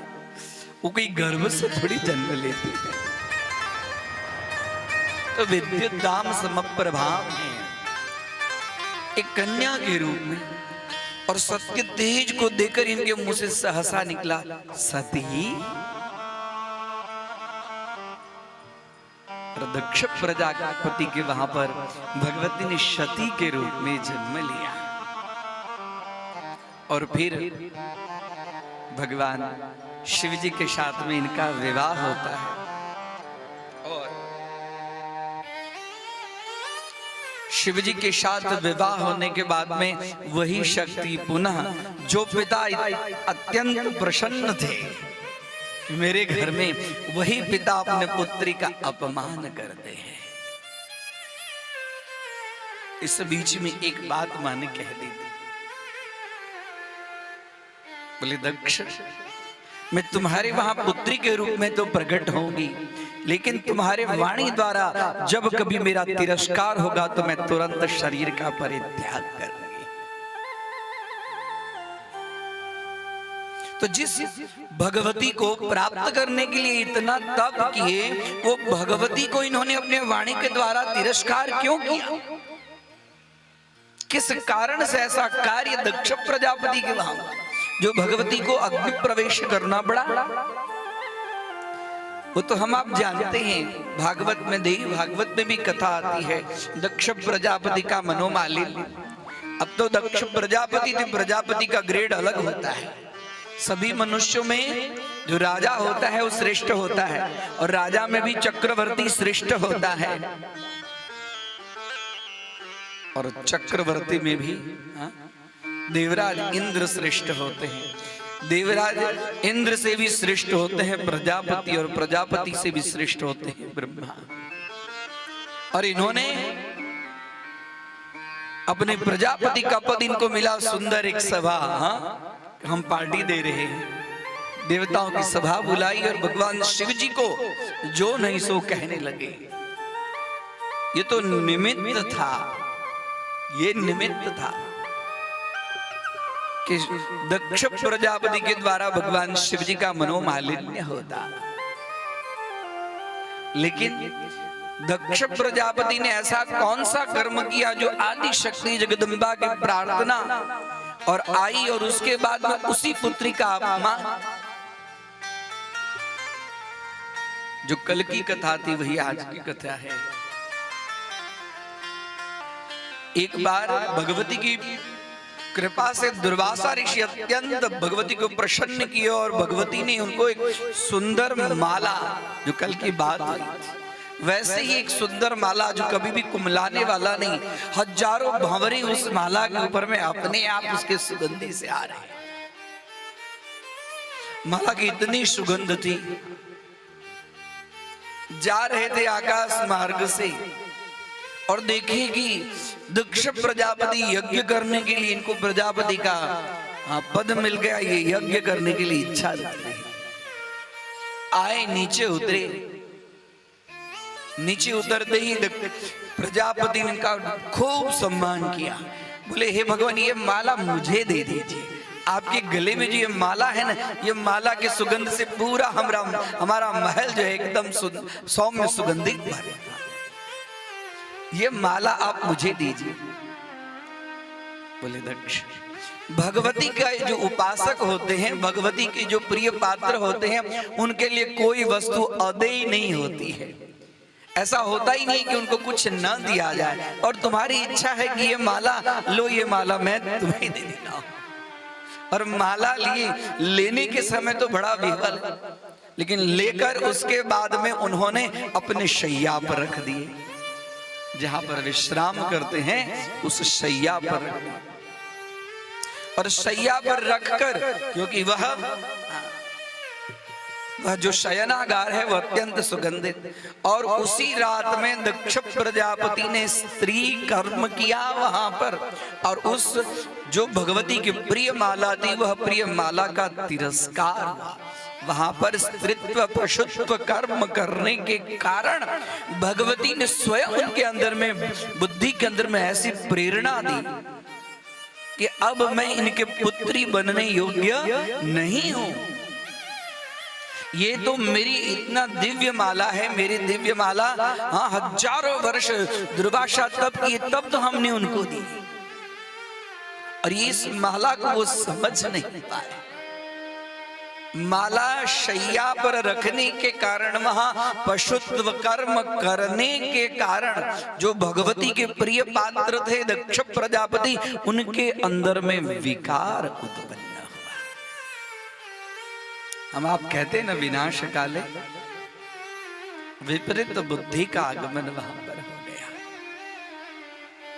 और इसी के फलस्वरूप में सती आने के बाद भी वो जान रहे कि सती तो कोई साधारण नहीं है, नहीं जानते ऐसी बात नहीं, जान रहे, लेकिन विपरीत बुद्धि भगवती की प्रेरणा कारण कभी हमारे आपके जीवन में भी सब कुछ जानने के बाद में भी मंदिर के अंदर में, तीर्थ के अंदर में जो नहीं करने जैसा कर्म होता है वैसा हमारे द्वारा किया जाता है। होता है कि नहीं होता है? अरे बोलिए ना, हाँ होता है। ये कथा से क्या मिला? ये सब जगह जाइए तो बहुत सावधानी से जाइए। क्यों हम आप अपने जूते इत्यादि पहन के उधर नहीं जाते रहते? क्यों मंदिर के अंदर में शुद्ध अपवित्र वस्त्र धारण करके नहीं जाते, बिना स्नान के नहीं जाते? इसके ये सब के पीछे कारण क्या है? ये सब के पीछे यही कारण है, वो शुद्ध स्वरूपा है, उनको शुद्ध चाहिए। कभी भी मंदिर में बिना स्नान के नहीं जाना चाहिए। मंदिर के अंदर में पवित्र, आश्रम के अंदर में विनीत विश्व अहम भाव लेकर नहीं जाना चाहिए। वहां सरल, मंदिर में जाते ही उनकी सीढ़ी को हम वंदन करते हैं। मंदिर में रखे हुए निर्माल्य का उल्लंघन नहीं करना चाहिए। निर्माल्य को मस्तक पर लगाते हैं। कोई आदमी रोगी होता है, भगवती के वहां से हम विभूति लाते हैं, फूल लाते हैं, उसके मस्तक पर लगाते हैं कि इसका रोग दूर हो जाए। वो पुष्प में इतनी सामर्थ्य होती है कि जो जिसकी किसी की गलत नजर लग गई हो, मैली विद्या आ गई हो, तो पुष्प के स्पर्श से वह यह सब चीज दूर हो जाता है। जो भगवती के ऊपर में चढ़े हुए फूल होते हैं, खास करके नवरात्रि में वैसे तो नित्य, लेकिन जब विशेष दिन होता है तो विशेष दिन में ऐसे विग्रह के अंदर में विशेष शक्ति का आधान होता है। और ऐसे समय का जो लाया हुआ चीज जो होता है उसको बहुत ही सावधानी से रखना चाहिए। ये है ऐसे कथाओं से ये उपदेश मिलता है, ये ज्ञान प्राप्त होता है। ये कथाओं का तात्पर्य यह है कि दक्ष प्रजापति जैसे जो भगवान जगदम्बा के पिता के रूप में उनका सौभाग्य मिला, उनके द्वारा यदि अपराध हो गया तो हमारे आपके द्वारा अपराध होगा तो हम आप कहां जाएं? इसके लिए और जैसे ही पशु कर्म करके उठे, शिव जी के प्रति विकार उसी दिन है। सती आई, बिल्कुल हाँ, माँ गले लगा रही है, पिता उनको देख नहीं रहे। कोई बहनें आई हैं, कोई बहनें सती से बात करने के लिए राजी नहीं है। सभी देवताओं का वहां पर स्थान है, शिवजी का स्थान है। जिस पूजा में शिवजी का स्थान हो नहीं सकता वो पूजा पूजा नहीं हो सकती, वह यज्ञ संपन्न नहीं होता है। वो देवों के देव महादेव हैं, कल्याण करने वाले। हम पूजा कल्याण के लिए करते हैं, कल्याण के लिए पूजा करते हैं, और कल्याणेश्वर का ही हम यदि स्थान नहीं देंगे तो कल्याण होगा कैसे? और नहीं हुआ। दक्ष प्रजापति का कल्याण नहीं हुआ। एक छोटी सी भूल के कारण व्यक्ति को कितना बड़ा बकरे का मस्तक दक्ष प्रजापति को लगा। हाँ, हम आपको बकरे का मस्तक लगता है तो अच्छा लगता है, और कहां पहुंचे हुए थे जगदम्बा के पिता, और कहां उनको बकरे का कारण एक छोटी सी अपराध, गलती। कथा हमें हमारे अवगुण का दर्शन कराती है, उसका नाम है कथा। कथा वो होती है जो हमें हमारे अपराध को दिखला दे कि हमसे ये अपराध हो रहा है। इसके लिए बार बार कथा सुननी चाहिए।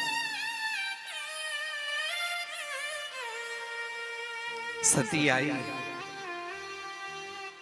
और अग्नि में प्रवेश शक्ति का, और जैसे प्रवेश हुआ, सब कथा जानते हैं। संक्षिप्त में देवी भागवत के अंदर में कथा है।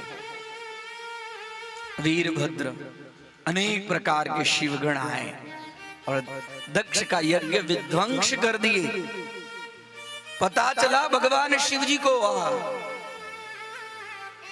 शिव जी को जैसे पता चला ऐसे वहां पर शिव जी पागलों की भांति आते हैं और सती माता का शरीर अपने कंधे के ऊपर में, और आकाश में उन्मत्त मतलब पागल की तरह विचरण करते। हा सती, हा सती, हा सती, हा सती।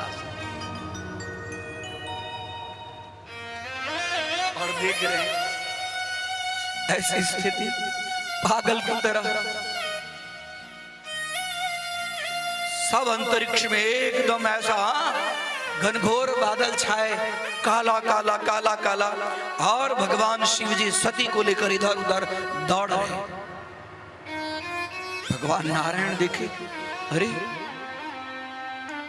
शिव जी की तो स्थिति ऐसी थी, कैसी स्थिति हो गई?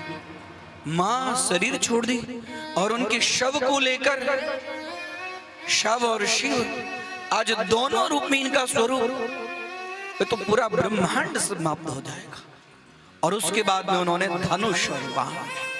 देवी भागवत में वर्णन मिलता है कि भगवान विष्णु ने धनुष से, कई जगह अलग अलग वर्णन है, देवी भागवत में वर्णन मिलता है कि धनुष और बाण से भगवती के सती के छोटे छोटे अंग के टुकड़े, बाण मार रहे भगवान नारायण, और सती का एक अंग वहां गिरा, 2 अंग वहां गिरा, 3 अंग वहां गिरा, अंग गिरता जाता है। और ऐसे करते करते करते 108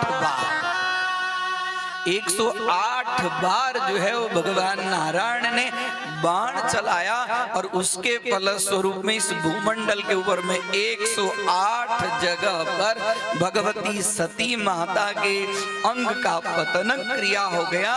और वहां पर भगवान शिव जी भी अपना विग्रह, इतना ही नहीं, भगवान शिव जी भी 108 जगह अपना दिव्य विग्रह रूप धारण करके वहां पर विराजमान हुए और वही धरातल पर भूमंडल पर सिद्ध पीठ के रूप में उसकी ख्याति हो गई।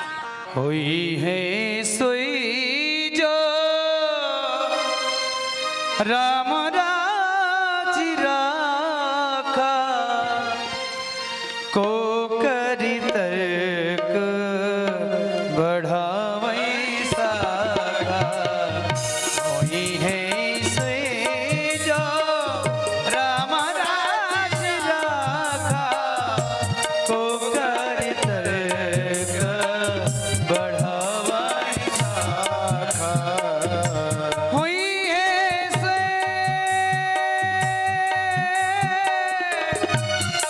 हुई है हुई है हुई है जो राम राज राखा, को करी तर्क बढ़ावै साखा। श्री राम जय राम जय जय राम, श्री राम जय राम जय जय राम, श्री राम जय राम जय जय राम, श्री राम जय राम जय जय राम। इत्युक्त्वा शङ्करस्तेषु स्थानेषु विरहातुरः कालं निन्येन्द्रिपश्रेष्ठः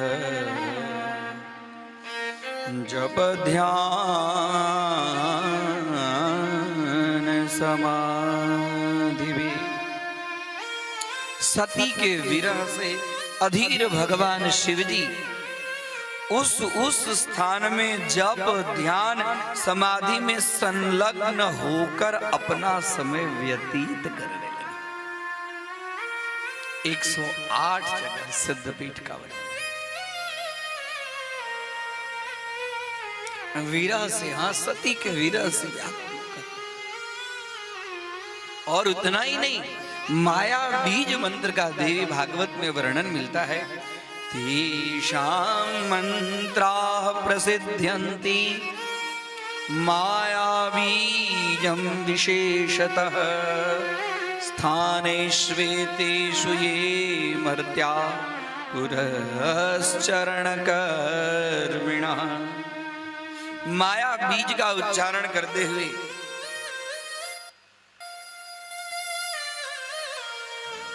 वेद व्यास जी कहते हैं कि राजन, जिस जिस स्थान पर सती के अंग पड़े हैं वह सिद्ध पीठ के रूप में, उस सिद्ध पीठ में जीव थोड़ा भी मंत्र का जाप कर ले, थोड़ा भी जप कर ले, थोड़ा भी ध्यान कर ले या उसका दर्शन कर ले, दर्शन करने मात्र से भगवती की विशेष कृपा उस जीव पर होती है। जन्मेजय कहते हैं कि कौन कौन से स्थान हैं, उसका तो बहुत विस्तृत वर्णन है, 108 है।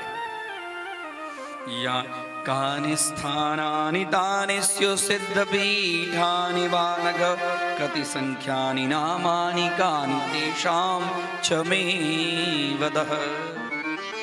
वे कौन से स्थान हैं जो सिद्धपीठ हो गए, और वो 108 आप बताएं, कृपा करके उनका नाम बताइए। बोलते राजन सुनो, शृणु राजन प्रवक्ष्यामि देवी पीठानि साम्प्रतम्, येषां स्मरणमात्रेण पापहानि भवेन्नरः। हे राजन सुनिए, वो देवी पीठों का वर्णन जिसके श्रवण मात्र से मनुष्य पाप हीनो भवे नरः, वह मनुष्य पाप हीन हो जाता है। और इतना ही नहीं, जो सिद्धपीठ के अंदर में दर्शन करते हैं उनकी संपूर्ण कामनाएं पूर्ण होती है।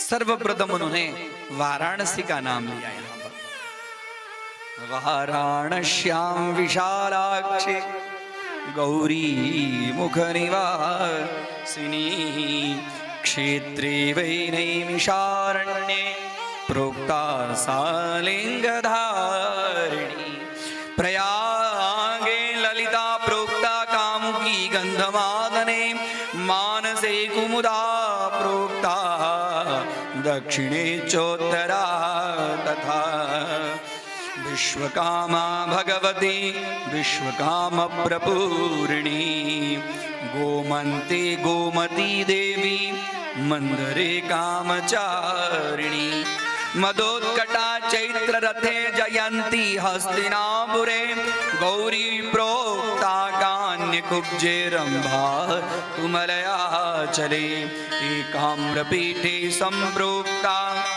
देवी सा कीर्तमत्यपि, विश्वे विश्वेश्वरीं प्राहु तां च पुष्करे। वाराणसी में गौरी के मुख में निवास करने वाले विशालाक्षी के रूप में, निमिषारण्य में लिंग धारणी के रूप में, प्रयाग में ललिता के रूप में, गंधमादन पर्वत पर कामुकी के रूप में, मान सरोवर में कुमुदा के रूप में, और विश्वकामा गोमंतपुर में गोमती के रूप में, मंदराचल पर्वत पर कामचारिणी के रूप में, चैत्र रथ में मदोत्कटा के रूप में, हस्तिनापुर में जयंती के रूप में, और कान्य कुब्ज में गौरी के रूप में, और मलयाचल पर्वत पर रंभा के रूप में। नाम तो बहुत है, 108 है। प्रेषात्मक आप लोगों के सामने इसकी चर्चा और इसका पाठ, सिद्धपीठ का पाठ खाली करने मात्र से देवी भागवत में वर्णन मिलता है कि श्राद्ध के समय में यदि भगवती के 108 नाम का खाली पठन हो जाए तो वह श्राद्ध एकदम पितर सब तृप्त।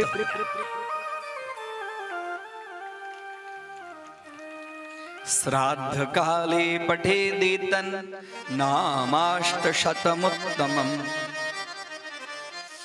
कभी कभी शंका होती रहती है हमारे आपको कि हमारा श्राद्ध बराबर हुआ या नहीं हुआ, और कुछ करने की जरूरत नहीं है। एक ब्राह्मण देवता को वंदन करें और कह दे कि भगवती के सिद्धपीठ के 108 नाम का खाली आप पाठ कर जाइए, पितरों की तृप्ति। यह देवी भागवत के अंदर में आज हम देव कर्म तो विशेष रूप से करते हैं, लेकिन पितृ कर्म में धीरे धीरे कटौती हो गई है। पंडित जी जल्दी करा दीजिए। हो गई है ना? हाँ या ना तो बोली हो गई है ना? हाँ। पहले पितरों का कर्म होता था तो सब बैठते थे यो पंडित जी पितरों का कर्म कैसे करा रहे हैं, कहीं अशुद्धि ना हो जाए। क्योंकि एक बार देव कर्म में अशुद्धि चलती है लेकिन पितर के कर्म में अशुद्धि नहीं चलती है। क्योंकि पितरः वाक्यमिच्छन्ति भावमिच्छन्ति देवता। पितर लोग वाक्य की इच्छा करते हैं, इसके लिए उनके नाम गोत्र का उच्चारण करके उनको दिया जाता है। नाम और गोत्र अलग अलग लिया जाता है। आज हम पितर के कर्म से धीरे धीरे हम अपने आप को हटते गए। गोत्र की वृद्धि नहीं होती है, घर में धन धान्य नहीं रहता है, परिवार की वृद्धि नहीं होती है, बाल बच्चों के विवाह में तकलीफ ही होती है, कमाने के बाद में भी धन रहता नहीं है। ये सब के पीछे कारण क्या है? पहले ये सब नहीं होता था। पहले सब हाँ थोड़ा ही रहता था, एकदम प्रसन्न रहते थे। आज धन तो ज्यादा हो गया, परिवार में सुख शांति नहीं है, पारस्परिक प्रेम नहीं है। पहले अतिथि आते थे तो देव आ गए। हाँ? चौराहे पर किसी के घर के अतिथि आ जाते थे, सब लग जाते थे उनको पहुंचाने के लिए। आज आ रहे हैं हम, आप पीछे मुड़ जाते भले न जाता। हाँ? श्रद्धा नहीं है कोई काम में, काम करते तो हैं, श्रद्धा नहीं है। श्रद्धया दीयते यत्तत् श्राद्धम, श्राद्ध है क्या? श्रद्धा पूर्वक यदि दिया जाए तो उसका नाम है श्राद्ध। आज व्यक्ति देव कर्म करता है, पितृकर्म करने में उसके अंदर में न्यूनता आ गई है। अरे पितरों के दिए हुए हम धन धान्य भूमि भवन का उपभोग कर रहे हैं। पितर कर्म तो विशेष रूप से करना चाहिए। जो जीव पितर कर्म नहीं करता है वंश की वृद्धि नहीं होती, धन धान्य नहीं होता है। हमारे पंडित जी लोग देते ना आशीर्वाद, गोत्रन्नो विवर्धताम अविवर्धताम वो गोत्र। व्यक्ति दातार धन है, देने की इच्छा नहीं है। अरे दक्षिणा तो हम डर के मारे करते हैं कि यज्ञ हमने कर लिया तो दक्षिणा करे, दान देने की इच्छा नहीं होती है। श्राद्ध में दान का महत्व है, श्राद्ध में गोदान का महत्व है, शैया दान का महत्व है। पिंड को क्या कहते हैं हम? पिंड दान कहते हैं। दीयते यत्तत् दानम। विशेष रूप से पितरों का कर्म करना चाहिए। पितरों के कर्म करने से बाल बच्चों के विवाह में विघ्न नहीं आएगा। आज के समाज में बाल बच्चों के विवाह का बहुत बड़ा प्रश्न खड़ा हो रहा है। आज अपने समाज में विवाह के बदले अन्य इतर जाति में विवाह की धीरे धीरे प्रणाली होती जा रही है। होती है कि नहीं होती है? हाँ? पहले समाज उसको रोकता था, आज समाज की बस की बात नहीं है। समाज की कोई सुनने वाला नहीं है। ये सब के पीछे कारण कोई नहीं है, ये सब के पीछे कारण है हम आप ही, और दूसरा कोई कारण नहीं। हम देव कर्म और पितृकर्म जिस तरह से करना चाहिए, खाली निमित्त मात्र ये हो गया, बस हो गई। प्रसाद लेने के लिए उनके वहां हम नहीं जाएंगे तो हमारे वहां वो कैसे आएंगे, ये भावना हो गई है ना समाज में। इस चीज को छोड़ दे, जहां जाइए वहां उस भाव से। और खास करके देवी भागवत के अंदर में ये श्राद्ध के लिए क्यों विशेष दिया गया? ये तो सिद्ध पीठ का वर्णन है। सिद्ध पीठ के अंदर में तर्पण करें, पितरों का पिंडदान करें, देखिए वो पितर सदगति को प्राप्त होते हैं। आज हम अपने पितरों के लिए नहीं करेंगे तो जब हमारा शरीर जब छूटेगा तो हमारे लिए कौन करेगा? ये बताइए, है कि नहीं है? हमको तो करना। अब भाई शरीर छूटने के बाद क्या होता नहीं होता, किसने देखा है? ऐसी बात नहीं है। पितरों की गति, ऐसा देवी भागवत और भागवत के श्रवण से पितरों की गति, पितरों के गति से गांव, रिश्तेदार, कुटुंब सब सुरक्षित होते हैं। पितरों की पूजा विशेष रूप से करनी चाहिए। पितरों की सदगति के लिए भागवत और देवी भागवत है। आइए आगे देखते हैं, कथा की तरफ बढ़े। बोली शीरा वाली मैया की जय हो। थोड़ी बात मेरी कड़वी है, मैं जानता हूँ, थोड़ी नीम की पत्ती जैसे तीखी तीखी, लेकिन मेरी इच्छा है कि इन देवी भागवत की कथाओं से इतने में से यदि एक व्यक्ति के अंदर में भी यदि हमारी बात लग जाए, अब वो कुछ इस राह पे चले, ये हमारी कथा सफल है। तेरी शरण में आके मैं धन्य हो गया। तेरी शरण में आके मैं धन्य हो गया। तेरी शरण में आके मैं धन्य हो गया। जन्मों की प्यास थी जो, जन्मों की प्यास थी जो संपन्न हो गया। तेरी शरण में आके मां धन्य हो गया।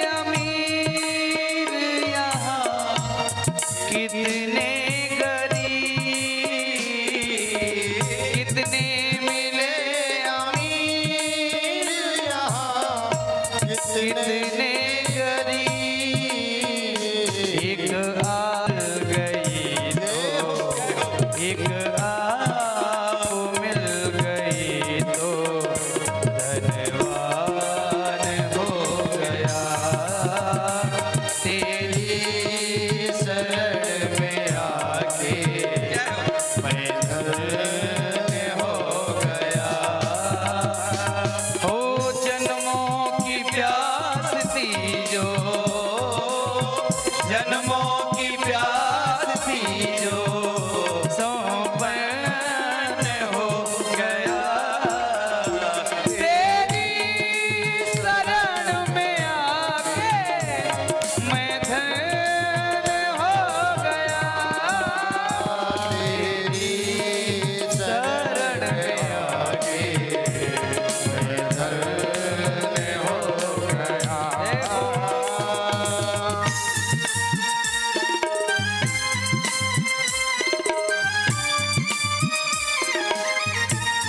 प्रेम से पीछे वाले भी हाथ उठा करके तालियों की सेवा करते, सभी भाव से गाएंगे।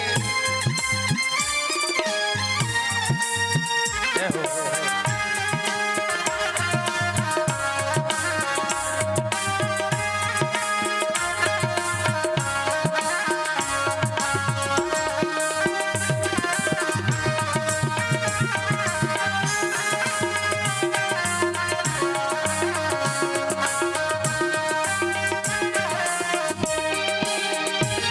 ओ दुख से तड़प रहा था मां मुद्दतों से मैं, दुख से तड़प रहा था मां मुद्दतों से मैं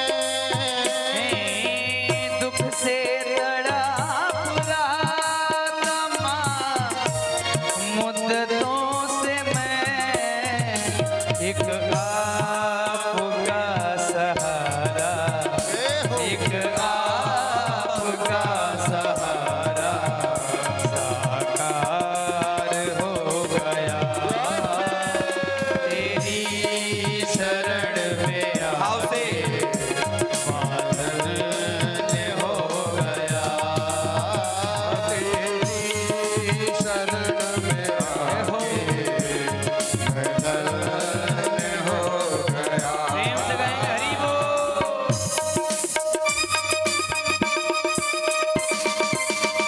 तालियों की सेवा करते हाथ उठा के।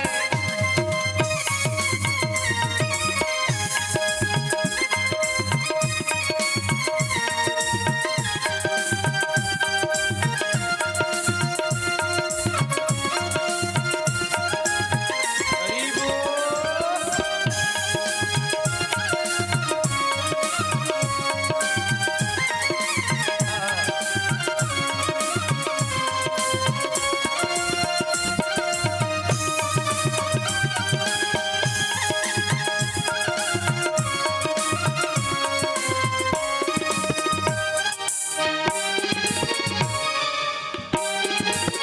करना कभी न दूर मां चरणों से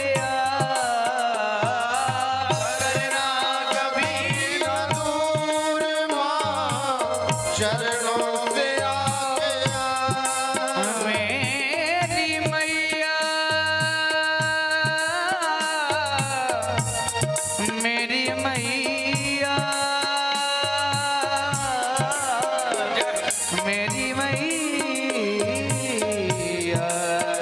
मेरी मैया, करना कभी न दूर मां चरणों से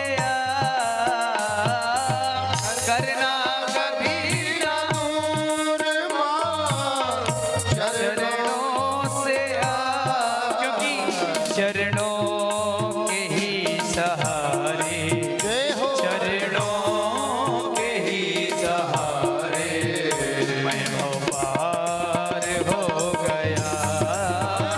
चरणों के ही सहारे मेरा पार हो गया। तेरी शरण में आके जय हो मैं धन्य हो गया।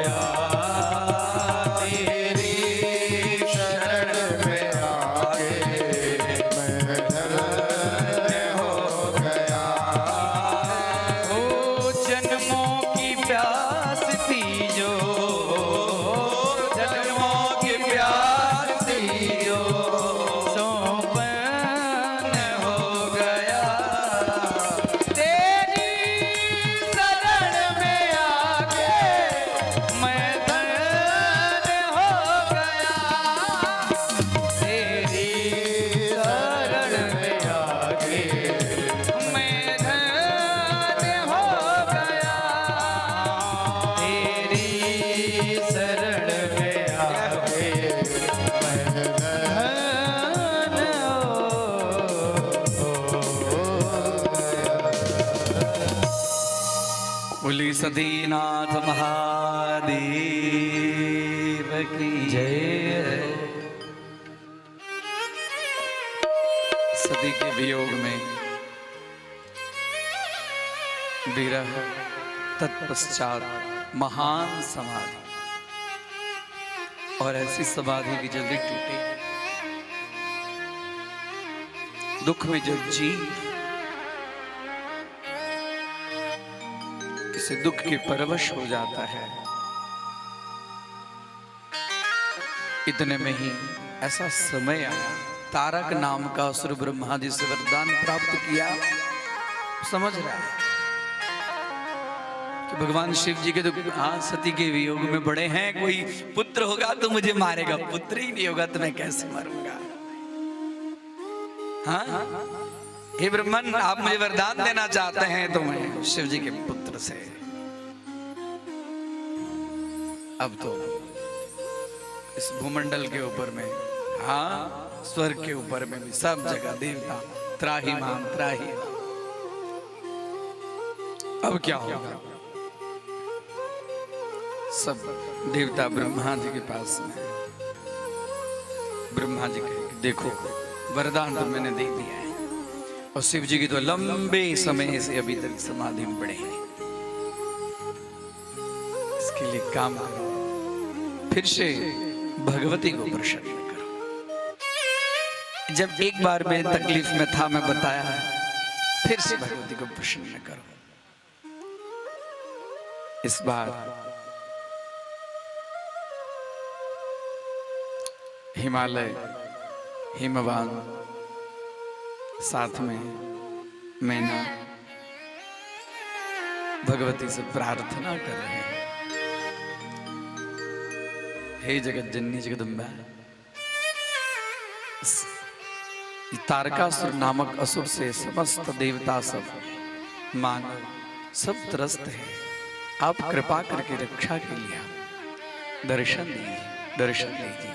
फिर से भगवती की प्रार्थना करने लगे। हिमालयो हि मनसा मामुपास्तेति भक्तितः ततस्तस्य गृहे जन्म मम प्रियकरं मतम्। ब्रह्मा जी बोले, माले प्रार्थना करो, आपके घर में जन्मी। एक बार ऐसे ही मैंने कहा था दक्ष के वहां जन्मी, आप प्रार्थना करो भगवान। इति तेषां वचः श्रुत्वा प्रोवाच परमेश्वरी मम शक्तिस्तु या गौरी भविष्यति हिमालय।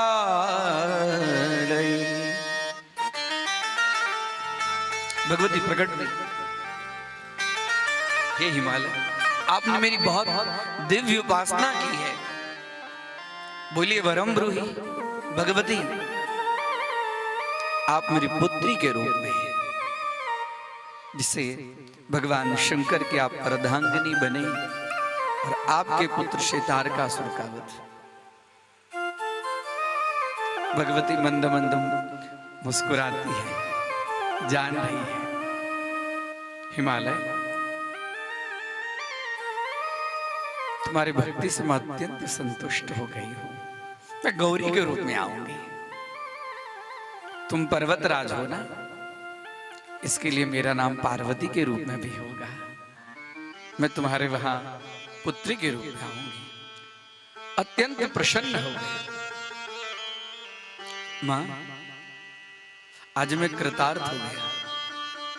हे भगवती, यदि आप मेरे ऊपर में प्रसन्न हैं तो आप अपने स्वरूप का पहले ज्ञान मुझे कराइए। और यहीं से श्रीमद् देवी भागवत के अंदर में देवी गीता का आरंभ होता है। यह देवी गीता वो महाभारत युद्ध के अंदर में भगवान श्री कृष्ण अर्जुन को दिए, वो अर्जुन विषाद था, वहां पर गीता, वहां भी भगवान ने अपने स्वरूप का कहते हैं कि और यहां भी भगवती ने अपने स्वरूप का, वहां भगवान परब्रह्म होकर और अपने स्वरूप का ज्ञान दे रहे हैं रण क्षेत्र में, और यहाँ पर हिमालय के पास में, और हिमालय को ही, हिमवान को ही, और कहते हैं हे हिमवान तुम मेरे स्वरूप को समझो। और बहुत विस्तृत गूढ़ कथा है। अहमेवास पूर्वं त्वं नान्यत् किंचित् नगाधिपः तदात्मरूप चित् संवित् परब्रह्मैकनामकम्। यहाँ से देवी गीता यानी भगवती ने अपना स्वरूप हिमालय को जो व्यक्त किया है कि मैं कौन हूं तुम मुझे जानो, उसी का नाम है देवी गीता। मेरे से ही संपूर्ण जगत प्रकृति स्वरूपा मैं ही, मेरे ही द्वारा शरीर के अंदर में ज्ञानेन्द्रिय कर्मेंद्रिय पंच तन मात्रा, इतना ही नहीं योग के द्वारा मैं ही जाने जाती हूँ, सब विस्तृत रूप से वर्णन है। अहमेवास पूर्वम त्वम, जब सृष्टि में कोई नहीं था तब मैं ही थी। अहम एव पूर्वम त्वम, अहमेवास पूर्वम त्वम नान्यद किंचित नगाधिपः। हे नगाधिपः, हे पर्वत राजा, तदात्म रूपम, मेरा रूप का दर्शन करो आप। चित्त संवित और ब्रह्म रूप में मैं ही हूँ, तीनों रूप में, जिसको सच्चिदानंद कहते हैं, वो सच्चिदानंद स्वरूपिणी मैं ही हूँ। सर्व चैतन्य रूपा, नित्य आप लोग सुनते हैं, तो सर्व चैतन्य रूपाम क्या है? चित्त है, संवित है, ज्ञान स्वरूप है और ब्रह्म ही का रूप है। ब्रह्म किसको कहते हैं? ब्रह्म अभिव्याप्तो यत् व्याप्ति स अभिव्याप्ति, मतलब जो जहां छोटे से छोटे अणु से अणु और परमाणु से परमाणु तक जो कुछ हमें दिखाई पड़ता है, उसमें जो शक्ति है, उस शक्ति का नाम है ब्रह्म, उसी को कहते हैं ब्रह्म। जारान्तरगते भानो दृश्यते यदरजः गणः तस्य षष्टितमो भागे परमाणु इति कथ्यते। अणु से अणु और परमाणु, परमाणु में तो अत्यंत छोटा, कैसा छोटा, उसका वर्णन मिलता है कि जारान्तरगते भानु, सुबह सुबह दरवाजा खोलिए, खिड़की में से सूर्य का प्रकाश आएगा। जालः अंतर्गते भानु, और दृश्यते दिखाई पड़ता है, क्या दृश्यते यदरजः कणः, छोटे छोटे छोटे छोटे कण दिखाई पड़ते हैं ना, दृश्यते यदरजः कणः, उस रजकण का एक एक रजकण को लीजिए, तस्य षष्टितमे भागे, एक रजकण का 60वां भाग, षष्टि शब्द का अर्थ होता है 60, तस्य षष्टितमे भागे। अब एक तो ऐसे आंखों से बराबर दिखाई देगी नहीं थी, वो भी सूर्य के हल्के प्रकाश में, जब वही सूर्य का ज्यादा प्रकाश हो जाता तो वो दिखाई भी नहीं पड़ता है। और उस एक का जो 60वां भाग होगा, तस्य षष्टितमे भागे परमाणु इति कथ्यते, तो उसको कहते हैं परमाणु।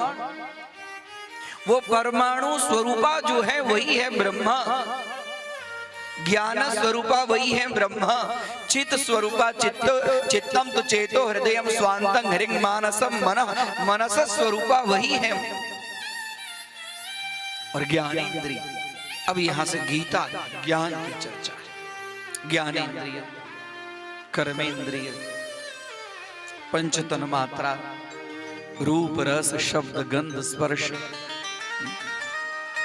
इससे हमें पता चलता है अंतःकरण, मन बुद्धि चित्त अहंकार, अंतःकरण चतुष्टय, पंच महाभूत, जिसे हम क्षिति जल पावक गगन समीरा हम कहते हैं, पृथ्वी जल तेज वायु आकाश, सभी के गुण, सब चीज मां वर्णन कर रही है हिमालय को। और इतना ही नहीं, बोले ये वायु जो शरीर में प्राण का काम करती है, वायु निकल जाने के बाद पता नहीं चलता। हृदय प्राणे गुदे पानो नाभिस्पो समान कहा, कंठ देशेऽप्युदान स्यात् ज्ञान सर्व शरीर। हम भगवान को भोग लगाते हैं ना, प्राणाय स्वाहा अपानाय स्वाहा व्यानाय स्वाहा उदानाय स्वाहा समानाय स्वाहा, लगाते हैं ना भोग वायु के द्वारा ही। क्या है प्राण, अपान, व्यान, उदान और समान, ये हमारे शरीर के अंदर में, वैसे तो गरुड़ पुराण के अंदर में 10 प्रकार के वायु का वर्णन है, यहाँ पर विशेष 5 प्रकार के वायु का वर्णन। हृदय प्राणे, प्राण कहाँ है? हृदय में है। हृदय प्राणे गुदे पान, गुदा मार्ग में अपान वायु जो विकार युक्त है। नाभिस्तु समान का, समान नाम का वायु नाभि देश के अंदर में, हाँ? संपूर्ण शरीर का केंद्र है नाभि, हाँ? जब माँ के पेट से बच्चा निकलता है तो उसका नाभि से उसका संयोग होता है कि नहीं होता है? उसी को कहते हैं नालद छेदन कर्म, करते हैं ना नालद छेदन। सब कुछ वहां वायु रहता है, उसी वायु के द्वारा उस शरीर के अंदर में सब चीज। नाभिस्तु समान कहा और कंठ देशे प्युदान व्यान सर्व शरीर, व्यान नाम का वायु समस्त शरीर के अंदर में, शरीर के अंदर में, हाँ, जब पूरे शरीर के अंदर में खून का मस्तक से लेकर और ऐसी ऐसी नाड़ियां हैं जो हमारे एक केस के हजारों भाग, इतनी छोटी छोटी छोटी छोटी नसें हमारे मस्तिष्क के अंदर में सब काम करती है। हमें तीखा लगता है, मीठा लगता है, चोट लगता है, हाँ, कभी किसी ने कह दिया बात में लग गया, कभी हर्षित हो गए, होता है कि नहीं होता? ये सब कोई चीज है ना, सब अंदर में सिस्टम पूरे शरीर के अंदर में देखिए। और इतना ही नहीं, प्राण के बाद में हम जिसको कहते हैं आत्मा, आत्मा क्या है उसका भी वर्णन करते हैं। यदि खाली देवी गीता का वर्णन किया जाए तो पूरे देवी भागवत के 9 दिन में खाली देवी गीता का ही वर्णन होगा, इतना विषय है। अणोरणीयान महतो महीयान नात्मा सजंतोर्निहितो गुहायाम तमक्रतुः पश्यति वीतशोको धातु प्रसादान महिमा नमस्य। मन सुखाद्युपलब्ध साधन इंद्रियम मन, मन क्या है? सुख दुख जिसको स्पर्श करता है वह मन। सुखादि उपलब्ध साधनम इंद्रियम मन। बुद्धि, बुद्धि के गुहा में आत्मा का निवास है। आत्मा के लिए पात्र चाहिए ना, जैसे जल रखते हैं तो बिना पात्र का जल टिकता है? जल रखने के लिए ग्लास चाहिए ना, लोटा चाहिए ना, बिना ग्लास लोटे का जल टिकेगा? तो ज्ञान कहाँ टिकता है? ज्ञानाधिकरण आत्मा, और वो आत्मा कहां पर है? निहितो गुहायाम अणोरणीयान महतो महीयान। अणु एकदम सूक्ष्माति सूक्ष्म, अणोरणीयान महतो महीयान आत्मास्य जंतोर निहतो गुहायाम।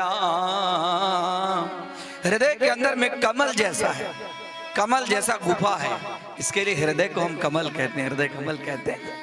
हृदय में एक कमल जैसा गुफा है, उस गुफा के अंदर में एक सुई की नोक से भी अत्यंत सूक्ष्म मार्ग है जिसको गुह बोलते हैं। गुह प्रदेश अणोरणीयान, एकदम अणु के रूप में।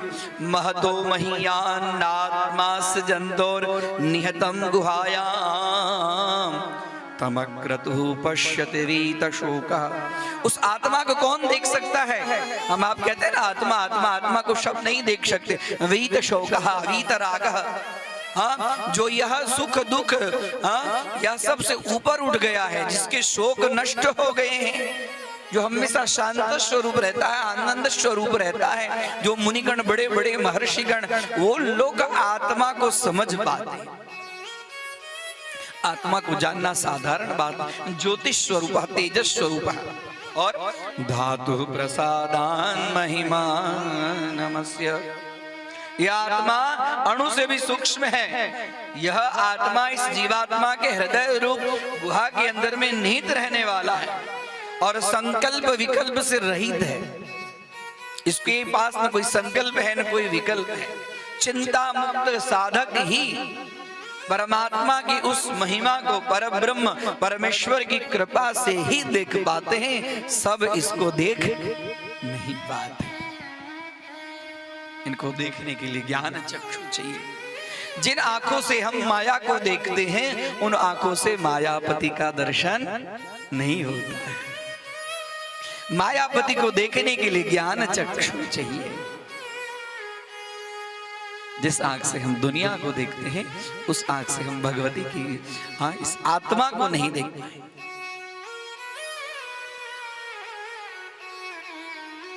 विशद चर्चा है।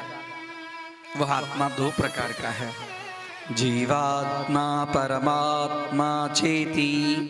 वह आत्मा जीव के रूप में भी है और परम श्रेष्ठ जीवात्मा प्रत्येक शरीरम विभुर नित्यश्च।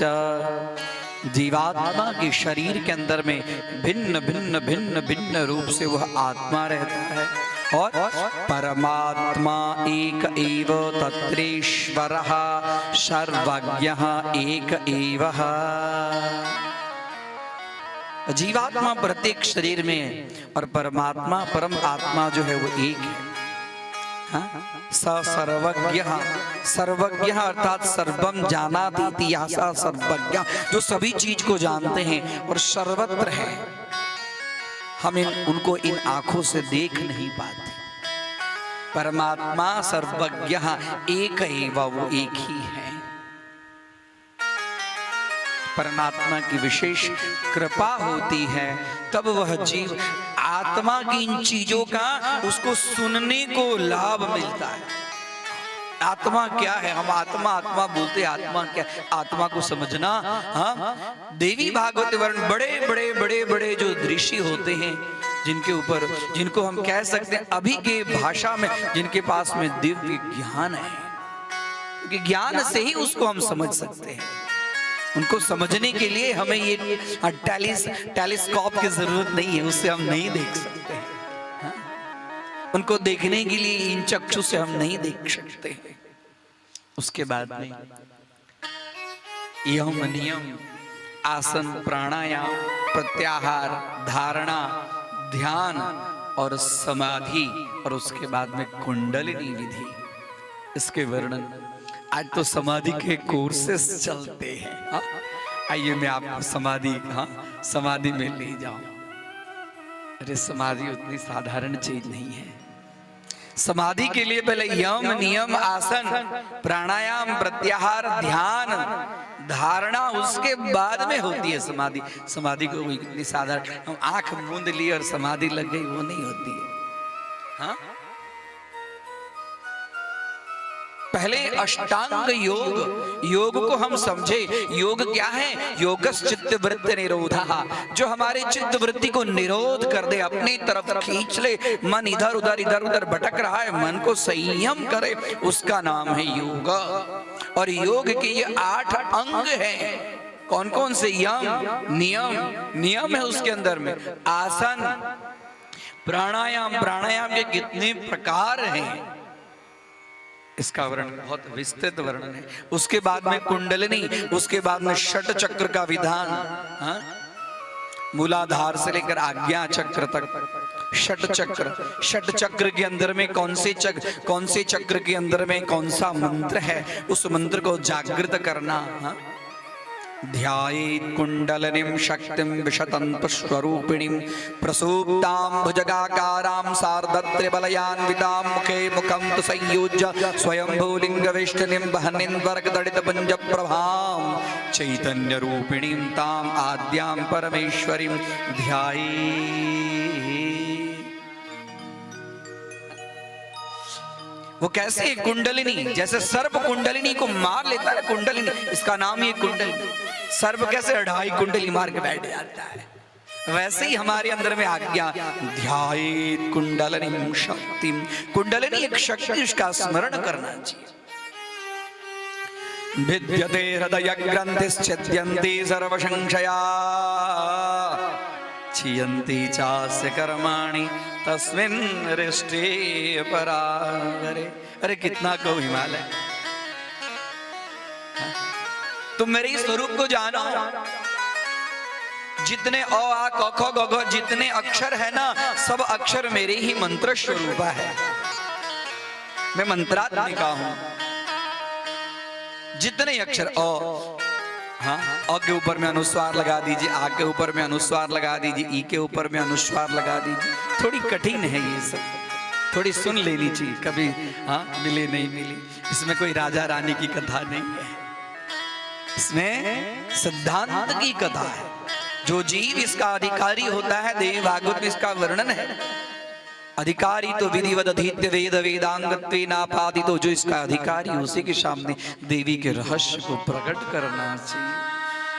जगदम्बा ने हिमालय के सामने प्रकट किया है और ये सब चीज समझने के बाद में उसके हृदय के ग्रंथि मिट जाते हैं। विद्यते हृदय ग्रंथि ही और छिद्यन्ते सर्व संशया, उसके सारे संशय दूर हो जाते हैं। और क्षीयन्ते चास्य कर्माणि, उसके कर्म नष्ट हो जाते हैं। जब तक कर्म नष्ट नहीं होता है तब तक ज्ञान की प्राप्ति नहीं होती है।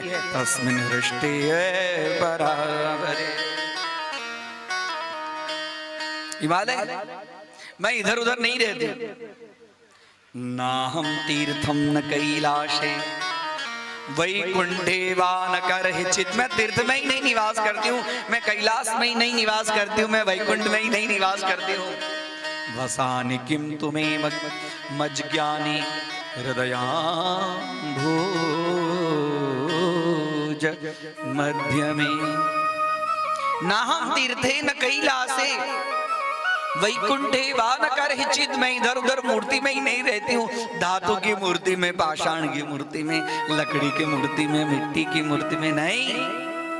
मुझे यदि प्राप्त करना है तो हृदयाम्भोज मध्य, अम्भोजः कमलः हृदय, हृदय रूपी कमल के अंदर में मुझे तुम देखो, मैं तुम्हें वहीं हमेशा मिलूंगी।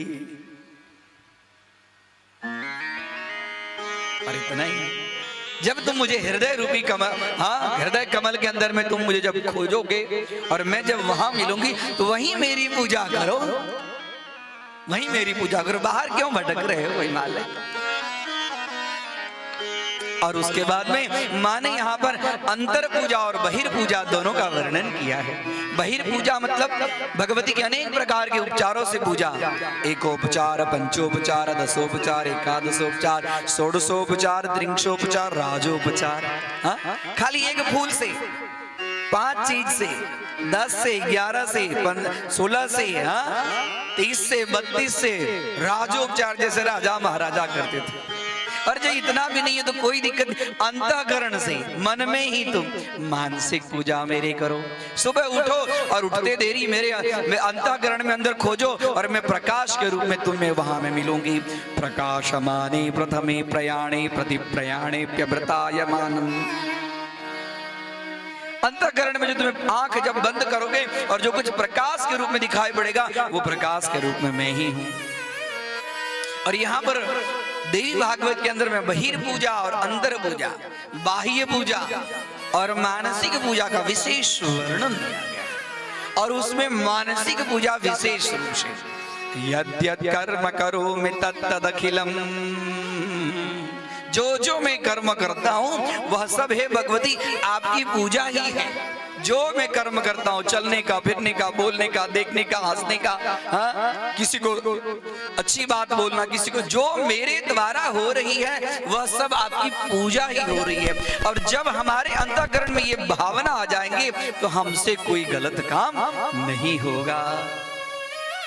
हम अपने आप की चीज स्वरूप को भूल गए हैं, मनुष्य अपने स्वरूप को भूल गया। श्रीमद् देवी भागवत व्यक्ति के व्यक्तित्व को पहचानने के लिए एक साधन है, उसे आप समझो। आपको अपने से जो मिला दे उसका नाम है देवी भागवत। हम भटकते रहते हैं इधर उधर, फला भैया हमारे मदद करेंगे, हाँ? क्यों? उनके पास जरा फोन लगा कर कहते हैं कि हमारे लिए थोड़ा कुछ काम की व्यवस्था करना, हमारी गाड़ी यहाँ पर अटक रही है और थोड़ा फाइनेंस देखना। इधर जहां जाना है वहां जाते है ना, कहाँ जाना है? भगवती को सुना दीजिए, भगवती को फोन लगा दीजिए। आज तो फोन बड़ा सुलभ हो गया है। भगवती का फोन क्या है? भगवती का खाली एक नाम ले लीजिए, दुर्गा दुर्गा दुर्गा, अपने आप फोन लग जाएगा। आपके सारे कष्ट, सारी बाधाएं सब ना अंतः पदव्याम अनुसंचरन्ति मानंद रूपाम अबलाम प्रबद्धि अनेक प्रकार। भगवती कहती है कि मत पूजा कोटि फलदम, मेरी पूजा जो है मन से, अंतःकरण से ही, मन में ही फूल चढ़ाओ, अक्षत चढ़ाओ, जल चढ़ाओ, फूल माला चढ़ाओ, सब मन में। जो जीव मेरी पूजा करता है, मानसिक पूजा करता है या बाह्य पूजा करता है, कोई भी पूजा करता है, मत पूजा कोटि फलदम, मेरी पूजा करोड़ों फल को देने वाली है। और सकृन मज ज्ञानिनोर्चनम, सकृत शब्द का अर्थ होता है एक बार भी ज्ञान पूर्वक जो जीव मेरी पूजा करता है वो क्या होता है, कुलम पवित्रम तस्यास्ति जननी कृत कृत्य का। जो जीव इस भाव से मेरी पूजा करता है उसका कुल पवित्र हो जाता है और उसको जन्म देने वाली मां भी कृत कृत्य हो जाती है।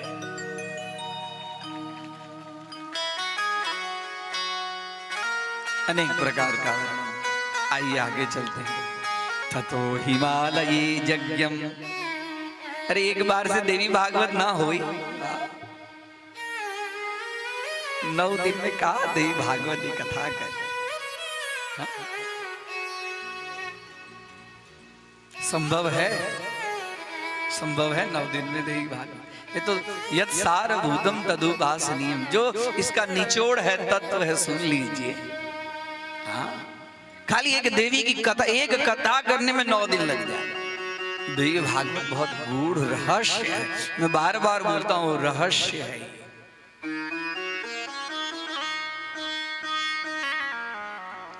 ततो हिमालये जज्ञा देवी हेमवती तुसा, या गौरीति प्रसिद्धासी दत्ता सा शंकराय च। अनेक प्रकार की देवी गीता का वर्णन मां आदि शक्ति जगत जननी जगदम्बा ने हिमालय को सुनाए। वह हेमवती उसके बाद में तुरंत वहां पर एक कन्या के रूप में, गौर वर्ण होने के कारण इनका नाम गौरी, या गौरीति प्रसिद्धा दत्ता सा शंकराय च। धीरे धीरे बढ़ने लगी और भगवान शंकर को प्राप्त होकर उनके बाद में कार्तिकेय का जन्म और उसके बाद में तारकासुर का संहार। बोलिए गौरी शंकर महादेव की जय हो। इसका भी बड़ा वर्णन है कि जो व्यक्ति इसको श्राद्ध काले पठे देतत् ब्राह्मणानां समीपतः तृप्तास्तत् पितरः सर्वं प्रयान्ति परमं पदम। श्राद्ध काल में भी जो ये देवी गीता का पाठ किया जाए तो तृप्तास्तत् पितरः, उनके पितर सब तृप्त होते हैं, सर्वे, कोई 1-2 पितर नहीं, सब सर्वे, और प्रयान्ति परमं पदम, और वो परम लोक को प्राप्त हो जाते हैं। आइए भगवती का नाम संकीर्तन और उसके बाद में अब भगवती के दुर्गा की कथा की तरफ आगे बढ़े। दर दर का भटकना छूट गया, दर दर का भटकना छूट गया, हर जब से मैं तेरा द्वार मिला, द्वार मिला, से मैं तेरा द्वार मिला, द्वार मिला, दर का भटकना छूट गया, दर दर का भटकना छूट गया, से मैं तेरा द्वार मिला, द्वार मिला, द्वार मिला, द्वार मिला, द्वार मिला, द्वार मिला, दर का भटकना छूट गया, दर दर का भटकना छूट गया, से मैं तेरा द्वार मिला, द्वार मिला, द्वार,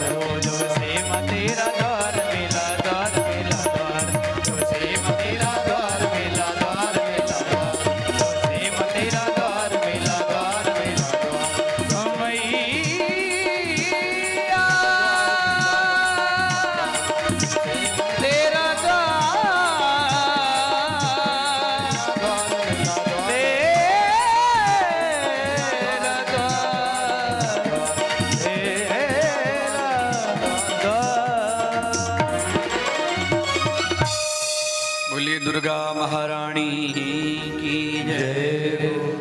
शृणुराजन प्रवक्ष्यामि सदाक्षी संभवं शुभम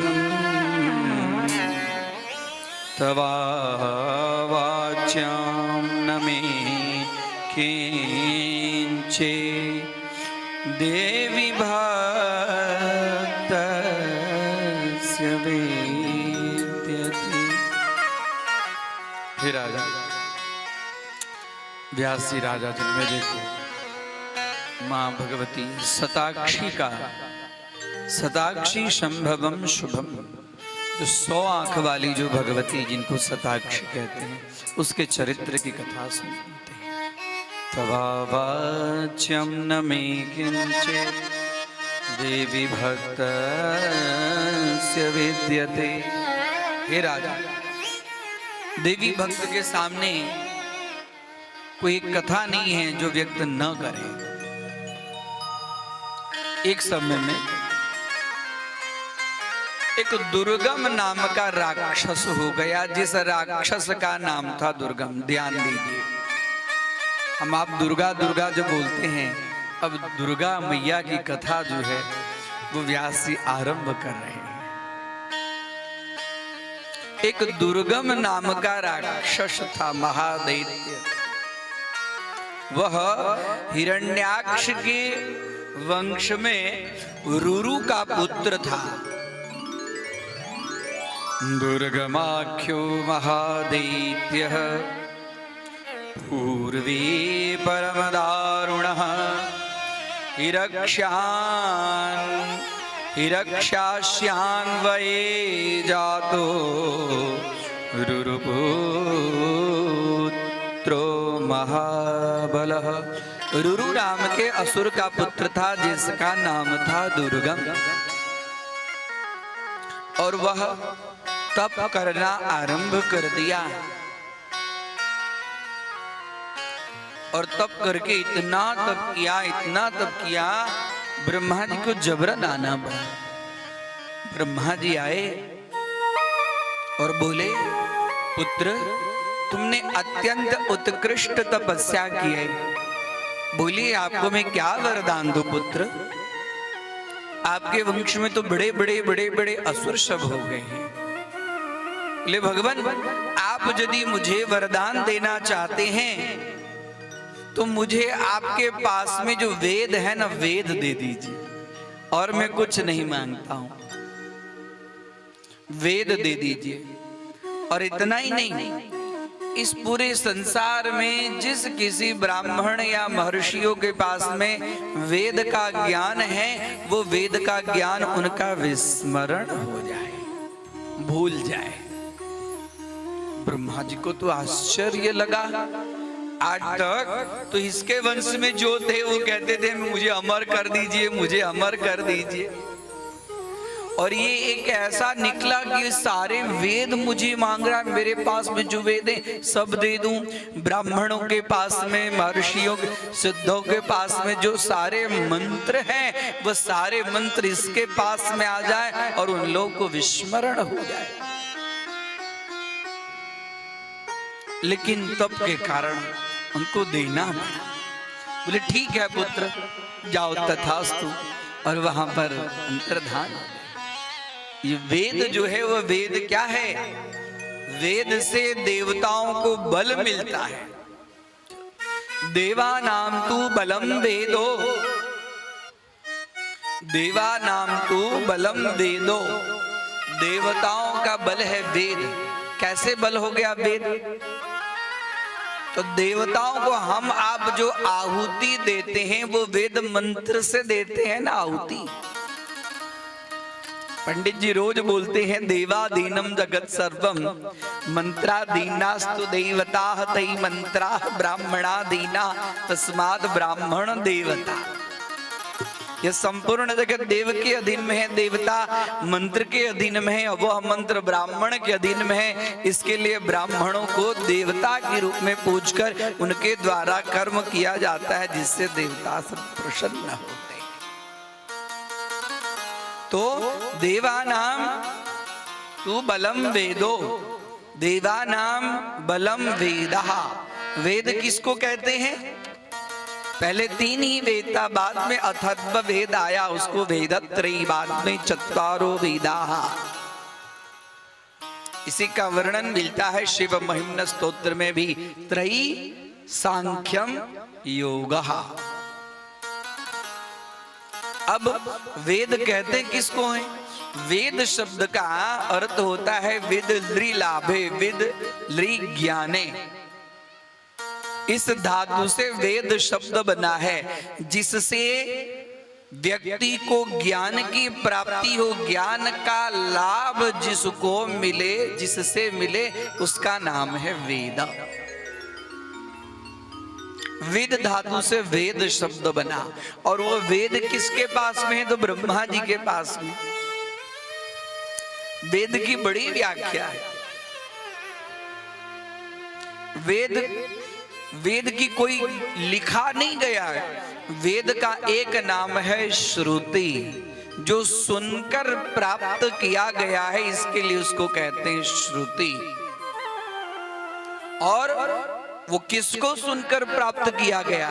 तो भगवान नारायण जब क्षीर सागर में सोते रहते हैं, उनके सोने के समय में जो उनकी श्वासोच्छ्वास की जो प्रक्रिया है, और उसको जो वेद व्यास ने सुना, उसी का नाम पड़ गया वेद। तस्य निश्वसिता वेदा, वेदाः किम तस्य ईश्वरस्य नारायणस्य निश्वसिताः श्वासोच्छ्वास प्रक्रियाः वेदाः। उसको कहते हैं वेद, जो भगवान के श्वासोच्छ्वास की प्रक्रिया वेद। और वेद के द्वारा यज्ञ होता है, और यज्ञ में जो आहुति दी जाती है, उस आहुति से देवता सब पुष्ट होते हैं। इसके लिए देवता का एक नाम है निर्जराः, अमराः निर्जराः देवा। आहुति से उनको बल मिलता है। जैसे हम भोजन करते हैं तो भोजन से बल मिलता है ना, वैसे आहुति देवताओं के लिए भक्ष्य पदार्थ है। आहुति किसको कहते हैं? आसमन्तात् भावेन देवतोद्देशे प्रक्षिपत्यर्थः। भाव पूर्वक देवता के उद्देश्य से जिसका प्रक्षेपण किया जाता है, उसका नाम होता है आहुति।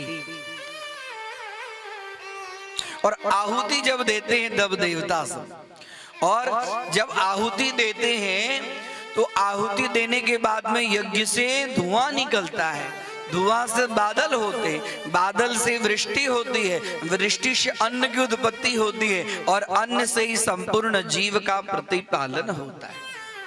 गीता जी में वर्णन मिलता है, यज्ञात् भवति परजन्यः, परजन्यादन्न संभवः, अन्नात् भवन्ति भूतानि। यज्ञात् भवति परजन्यः, परजन्यो मेघः।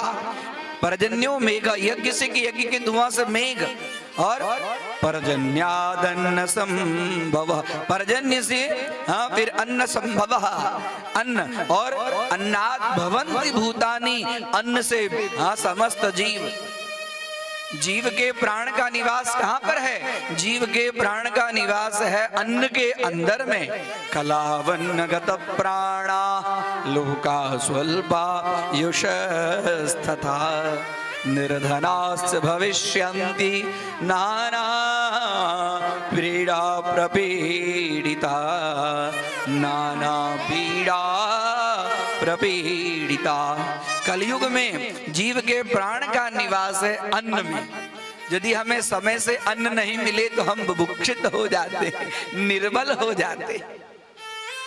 कलौ अन्नगत प्राणाः, कलयुग में प्राण का निवास अन्न के अंदर में है।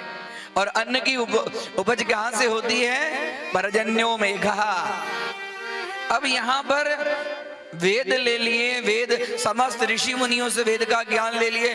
अब किसी के पास में न कोई ऋषि मुनि न संध्या वंदन कर सकते हैं, न यज्ञ कर सकते हैं, न स्तुति पाठ कर सकते, विस्मरण हो गया। वेदः विस्मरणं भवति। अब उसके बाद में यज्ञ होना बंद हो गया। यज्ञ होना जो बंद हो गया तो जो देवता निर्जरा थे वो सजरा हो गए। सजरा मतलब उनको जरावस्था प्राप्त हो गई, क्षीणा। सब देवता सब क्षीण हो गए। सब देवता जब क्षीण हो गए, अब इन लोगों की हालत खराब। अब तो कोई आहुति दे तब उन लोग पुष्ट होंगे, आहुति तो मिलती नहीं है। और इतना ही नहीं, जब यज्ञ नहीं होता है तो फिर पर्जन्यों मेघ का निर्माण कैसे? मेघ का निर्माण कोई एक दो गांव की बात, एक दो जिले राष्ट्र की बात नहीं है, पूरे पृथ्वी की बात है ये। इतना बड़ा बलवान, उसने क्या तरकीब विचार की कि सारे वेद के मंत्र सभी ऋषि मुनि सब, और उसके बाद में तो अकाल पड़ गया और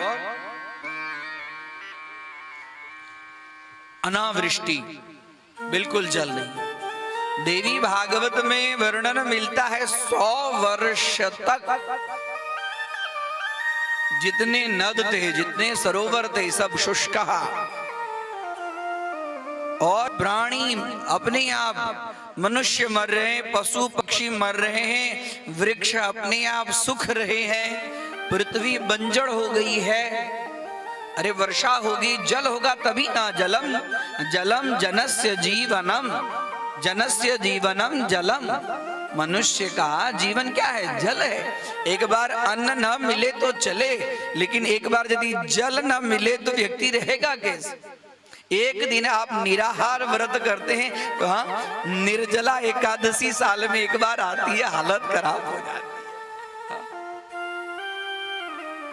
और 100 वर्ष तक अब पृथ्वी बंजर हो गई, कोई उपज नहीं, कहीं कुछ नहीं, एकदम हालत।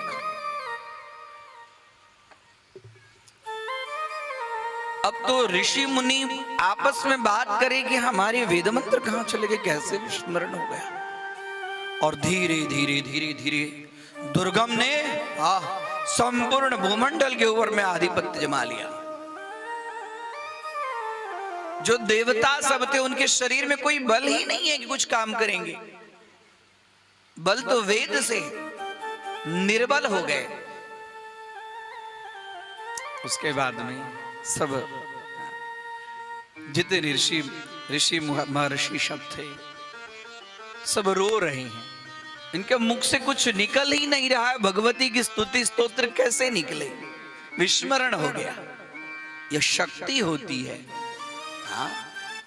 जो आपके पास में सब कुछ रहने के बाद में भी आपके मुख से कुछ वाणी निस्सृत नहीं होगी।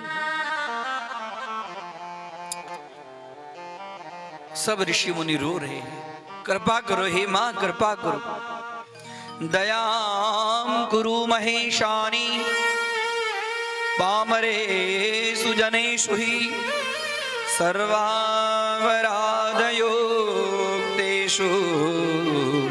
नैतच्छाल्यं पराम्बिके। हे महेशानी दया करो, हम लोग आपकी प्रार्थना नहीं कर पा रहे हैं, हमारे वाणी नहीं चल रहे। अब ये जीव की रक्षा कैसे होगी? यहाँ तो सब पशु पक्षी वृक्ष पृथ्वी बंजर हो गई है, कहीं अन्न का एक एक दाना नहीं मिल रहा। अरे 1-2 वर्ष की बात नहीं, 100 वर्ष तक। सर्वापराधयुक्तेषु नैतच्छाल्यं तवाम्बिके। और भगवती कृपामयी है, दयामयी है। इन ऋषि मुनियों का दुख उनसे सहा नहीं गया। कोई भी मां अपने पुत्र का दुख सहन नहीं कर सकती। वो तो जगन माता है, जगन माता है। और सब क्या स्तुति करें, किसके मुख से नहीं निकल रहा, खाली सभी के आंखों से आंसू, सभी के आंखों से। आज मेरे पुत्रों के आंखों से आंसू निकल, मां विह्वल हो गई, मां से रहा नहीं गया। और मां वहां उस समय ऐसा स्वरूप धारण किया जैसे पुत्र रो रहे हैं वैसे मां रो रही है। मेरे छोटे छोटे बच्चे जो नित्य अनवरत हमारा स्मरण करते थे, मेरे लिए पूजा करते थे, ध्यान करते थे, स्तुति पाठ करते थे, व्रत करते थे, अनुष्ठान करते थे, आज उनके मुख से कुछ निकल नहीं रहा है। अरे वाणी स्वरूपा तो मैं हूं, गीर बाग वाणी शरद, मैं सरस्वती रूपा वाणी स्वरूपा मैं स्वयं हूं। इस असुर की इतनी दृष्टता, मेरे बच्चों से मुझे छीन लिया है।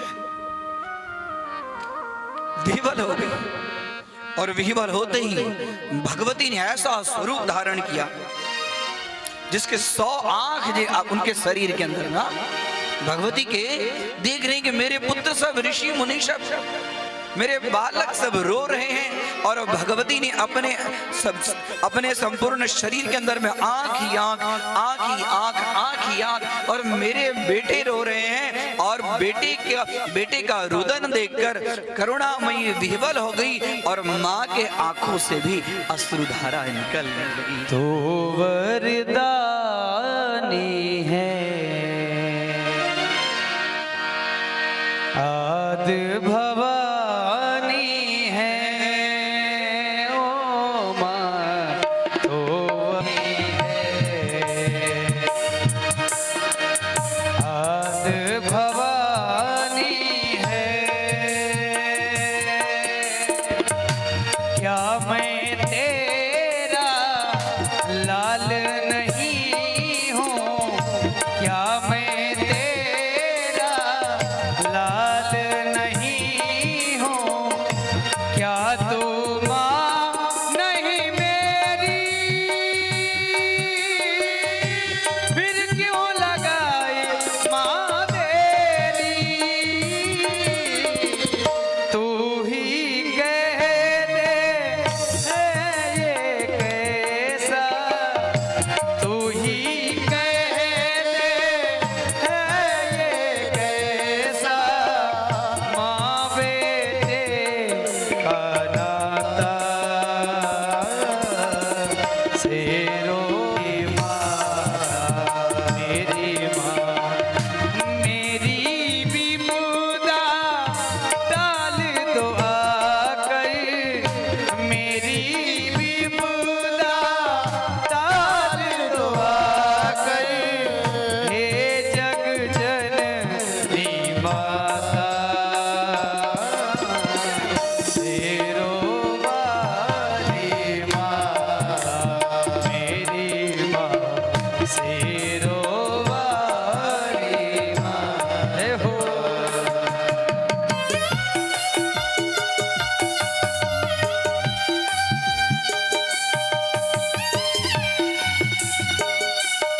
प्रेम से तालियों की सेवा करते हैं बोले अम्बे मैया की जय हो।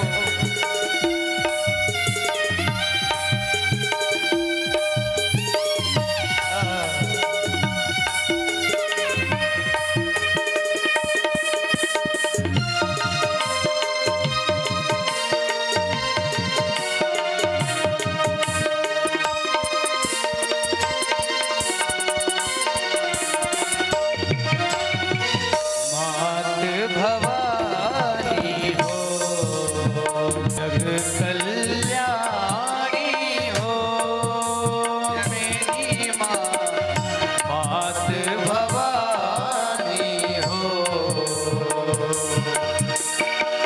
जग कल्याणी हो। हम तेरे दर पे जय हो। आए हैं माँ, हम तेरे दर में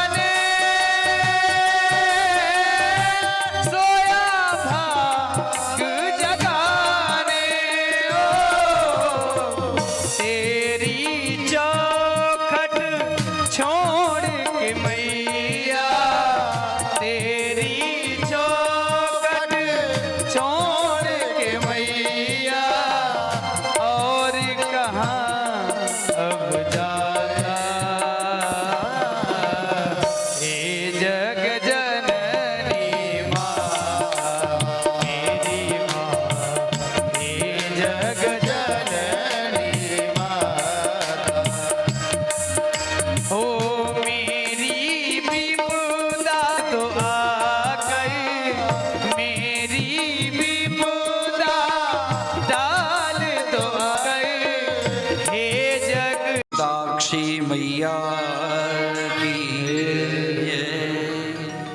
मां से रहा नहीं गया और कई आंखों से आंसू बहाना शुरू किए मां ने। और मां के आंखों से जो बहे वो 9 दिन और 9 रात्रि तक बहते हैं। इति संप्रार्थिता देवी भुवनेशी महेश्वरी अनंत अक्षिमयम् रूपम दर्शयामास पार्वती।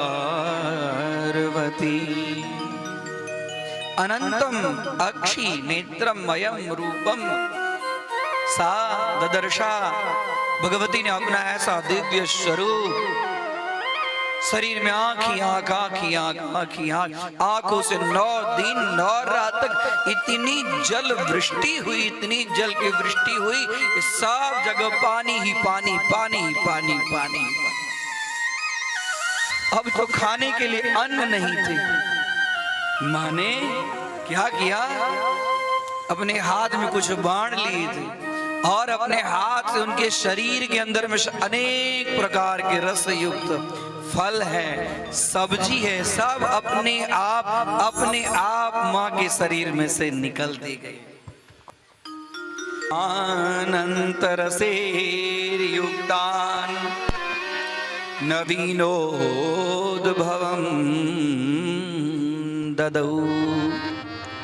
अपने पुत्र को देते ये ले शाक, ये ले फल, अनेक प्रकार से भगवती के शरीर में सब्जियां, सब सब्जियां, साग फल फूल सब लग जाने के कारण भगवती ने शताक्षी के साथ में दूसरा रूप धारण किया, जिनका नाम पड़ गया शाकंभरी मैया। बोले शाकंभरी मैया की जय, शाकंभरी मैया की जय, शाकंभरी मैया की जय।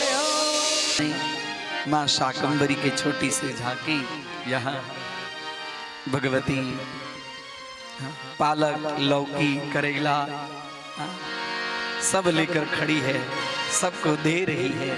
वो पालने वाली है, साग है, फल है, कंद है, मूल है, सब दे रही है। सब भक्त ले रहे हैं और थोड़े थोड़े थोड़े थोड़े जमीन में देते जा रहे हैं और तत्क्षण सब कुछ शस्य श्यामला, जल ही जल हो गया।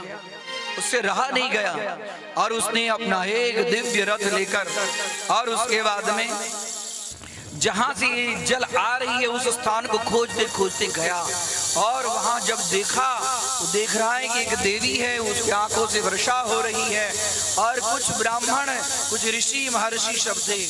उसने क्या किया, रथ के ऊपर में सवार था, 11 अक्षोहिणी सेना के साथ में आया था।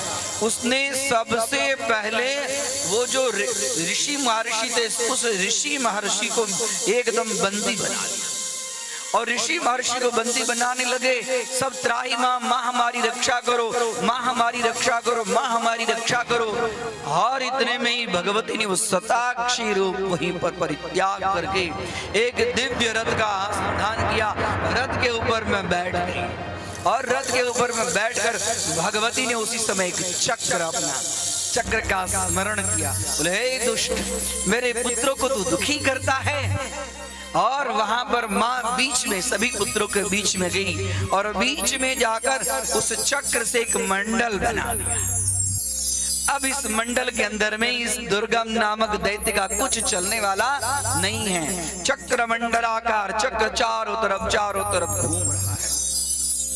अब उसके बाद में वह 11 अक्षोहिणी सेना लग रही, 11 दिन तक भगवती के साथ में युद्ध किया और उस युद्ध के साथ में भगवती के शरीर से अनेक प्रकार की देवियां, अभी तक तो आपने देखा कि अनंत अक्षिमयम, उसके बाद में देखा कि साग मूल कंद फल, अब देख रहे हैं कि भगवती के शरीर में से योगिनियां 64 योगिनी निकली। इतना ही नहीं, 10 महाविद्या जो है वो 10 महाविद्या का प्रादुर्भाव हुआ। उसके बाद में 10,000 हाथ वाली अनेक प्रकार की योगिनियां भगवती के ऊपर, 16 ऐसी भयानक भयानक षोडश मातृका जिसको कहते हैं 16 देवियों का प्रादुर्भाव हो गया। 32 देवियां निकली, 64 देवियां निकली, अनेक प्रकार की देवियां भगवती के शरीर से निकलना शुरू हो गया। कोई उग्र देवी थी, कोई शांत देवी थी, कोई मुख बड़ी बड़ी फाड़ कर, जिसके किसी की आंख बड़ी बड़ी, किसी के दांत बड़े बड़े, किसी के नख बड़े बड़े, किसी को देखकर भयानक भयानक। कालिका तारिणी बाला त्रिपुरा भैरवी रमा बगला चैव मातंगी तथा त्रिपुर सुंदरी। हम आप जो 10 महाविद्या की बात करते हैं वो सारी 10 महाविद्या भगवती सदाक्षी शाकंभरी से भगवती से उत्पन्न हुई। और कामाक्षी तुलजा देवी जम्भिनी मोहिनी तथा कई देवियां ऐसे निकली कि जिरम्भण बड़ी बड़ी जबाई ले रही है और असुरों को संहार कर रही है। कई देवियां ऐसी है कि उसको देखकर सब मोहित हो रही है। छिन्नमस्ता गुह्य काली 10 सहस्त्र बाहुका। छिन्न मस्तिका देवी स्वयं अपने मस्तक को काट कर अपने योगियों को अपने रक्त की धारा से योगियों को रक्षण करने वाली जो छिन्न मस्तिका है, छिन्न मस्तिका गुह्य काली के रूप में और 10 सहस्त्र बाहु का। और उसमें भगवती अपने ये जो 11 अक्षोहिणी सेना के साथ में भगवती की तमाम योगिनियां लड़ रही है। और भगवती रथ के ऊपर में सवार होकर स्वयं दुर्गम नामक दैत्य के साथ में, और भगवती ने 2 बाण मारे और 2 बाण से उसके दोनों भुजाएं कट गए। एक बाण मारे, एक बाण से उस सारथी वहां पर चला गया।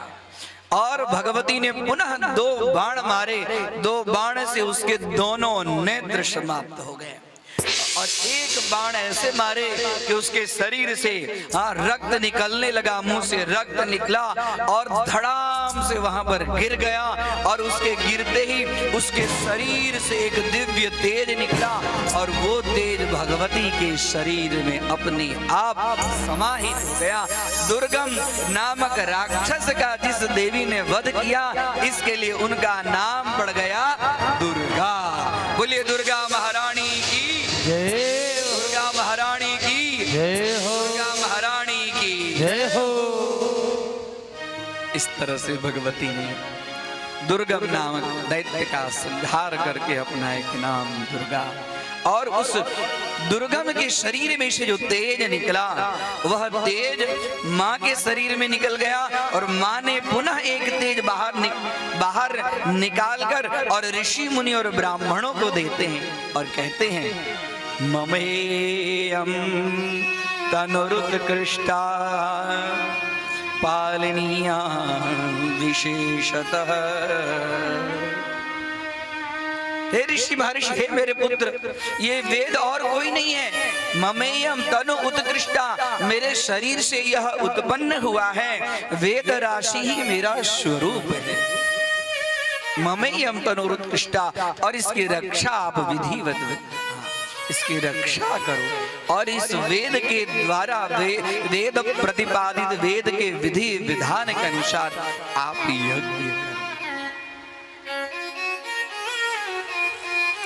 और मां कहती है कि मैंने दुर्गम नाम के दैत्य का संहार किया है, इसके लिए आज से मेरा नाम दुर्गा होगा।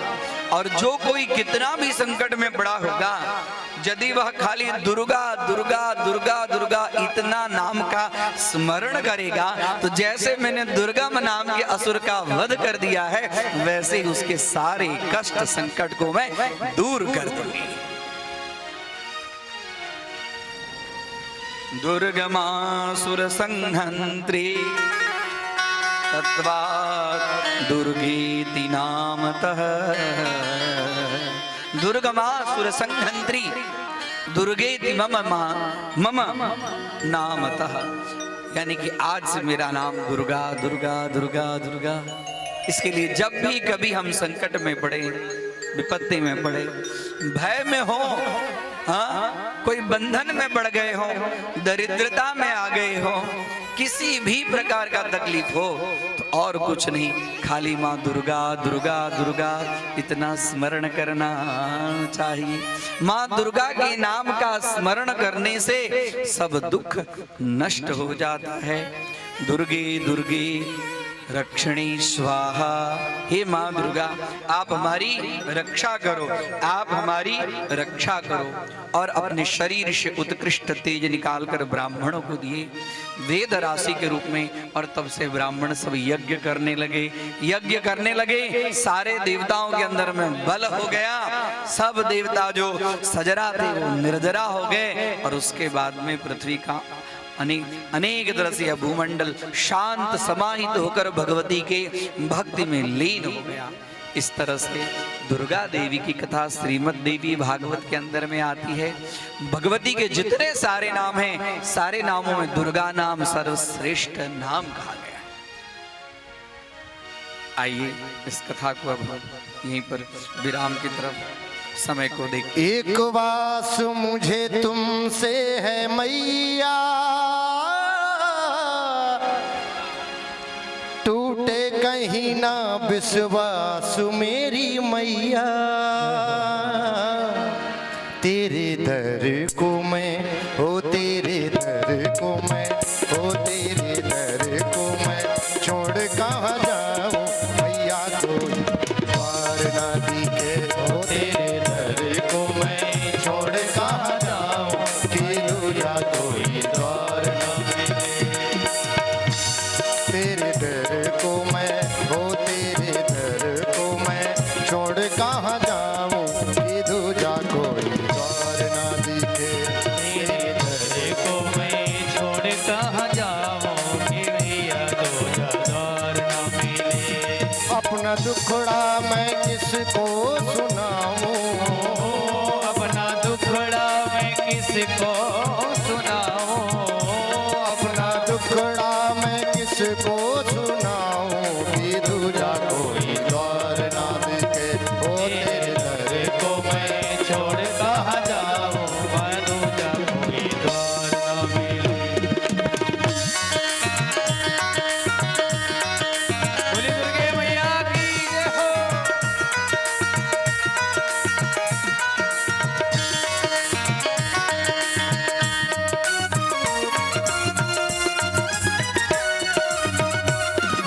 प्यारे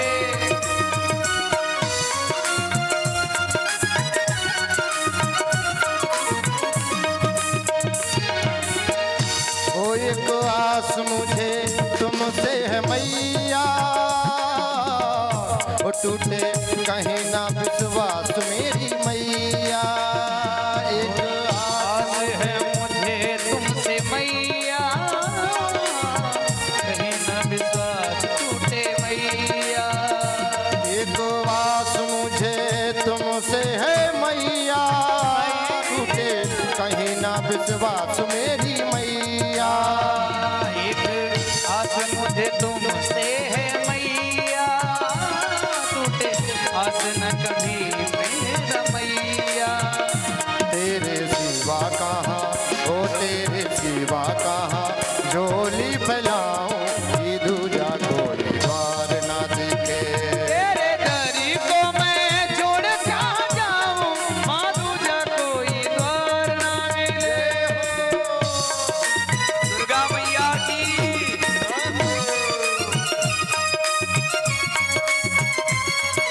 हाथ उठाएंगे तालियों की सेवा कर रहा से।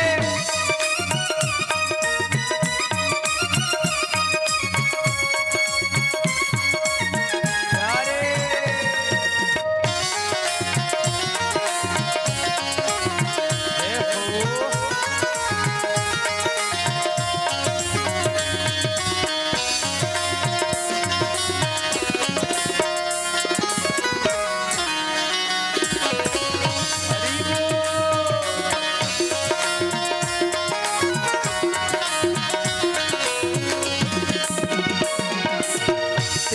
आगे मैंने ओहो तेरे आगे दामन पसारा है मैया, मुझको तो देना सहारा है।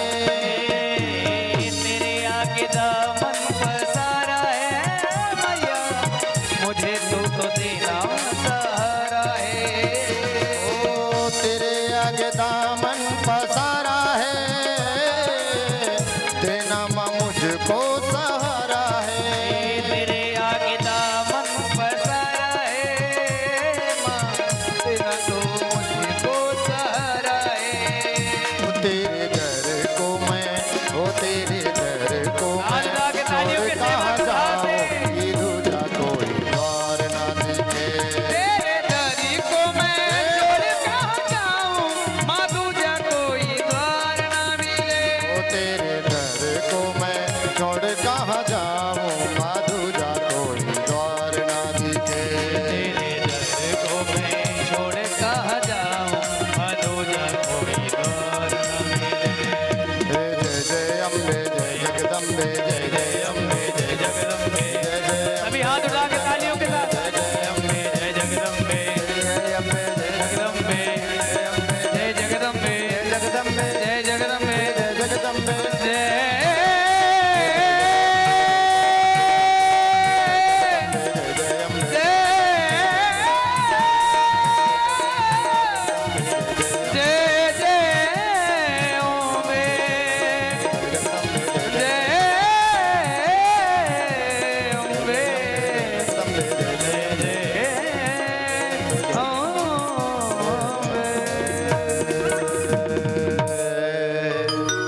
बोलिए अम्बे मैया की जय हो। जय माता दी। आज की श्रीमद देवी भागवत महापुराण की कथा माँ भगवती के चरणारविंद में अर्पण करते हुए हम आरती की तरफ अग्रसर होते हैं। आज माँ भगवती की शाकंभरी माता का सजीव झांकी का, माँ भगवती शाकंभरी की झांकी का दिव्य दर्शन सभी भक्त कर रहे हैं। जो भी माताएं बहनें झांकी का पूजन अर्चन श्रद्धा सुमन अर्पण करना चाहते हैं, वो क्रमबद्ध होकर के एक एक करके आगे आए और माँ भगवती का पूजन कर सकते हैं। कल की कथा ठीक 3 बजे से प्रारंभ होगी, 6 बजे तक कथा का समय रहेगा। कल की कथा में महासरस्वती जी और महालक्ष्मी जी के चरित्र पर विशेष उपाख्यान परम पूज्य महाराज श्री के मुखारविंद से होगा और झांकी में माँ भगवती महासरस्वती का विशेष झांकी दिव्य दर्शन हम सभी भक्तों को प्राप्त होगा। अब अपना आरती की तरफ प्रस्थान करते हैं। उसके पहले हमारे बीच पधारे हुए कुछ सम्मानीय जन, उनका मैं मंच पर आमंत्रण करता हूं कि आकर के परम पूज्य महाराज श्री से आशीर्वाद ग्रहण करें। प्रथम हमारे मुख्य यजमान जो सरिता सुनीत कुमार सिंह जी, इनके बड़े भ्राता श्री सुशील कुमार सिंह जी मंच पर आकर के परम पूज्य महाराज श्री से आशीर्वाद ग्रहण करें। जय माता दी, जय श्री राधे। जय माता दी, जय माता दी। सभी माँ के भक्त इतना तन्मयता से कथा सुन रहे हैं। निश्चित ही यहाँ आदि शक्ति देवी स्थापित हो चुकी हैं। हम लोगों के बीच में समय चुकी काफी हो चुका है। हम लोगों के बीच में हमारे बड़े भाई श्री गौरी शंकर जी आए हुए हैं, जीएस महाविद्यालय के प्रबंधक हैं। हम बड़े भैया से आग्रह करेंगे कि एक बार उन्होंने वादा किया था और वादा आशीर्वाद के रूप में दे भी रहे हैं। मैं उनसे आग्रह करूंगा एक बार यहाँ आए और गुरु जी का आशीर्वाद लें। बड़े भैया से आग्रह है।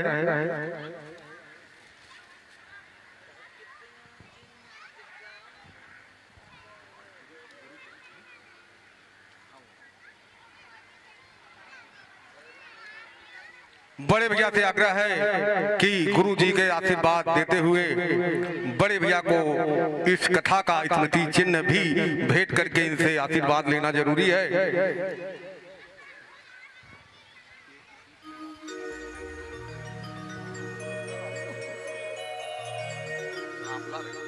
और हमारे बीच में हमारे बड़े भाई और गांव के ही हमारे भोलागिरी जी हैं, उनसे भी निवेदन करेंगे वो मंच तक आए। और हमारे यहाँ और हमारे रिश्तेदार भी हैं और बहुत फेमस भी हैं, श्री राजा मास्टर साहब से आग्रह करेंगे, उनके साथ भानु भैया भी हैं। दोनों लोगों से आग्रह करेंगे कि आप दोनों लोगों मंच तक आए। और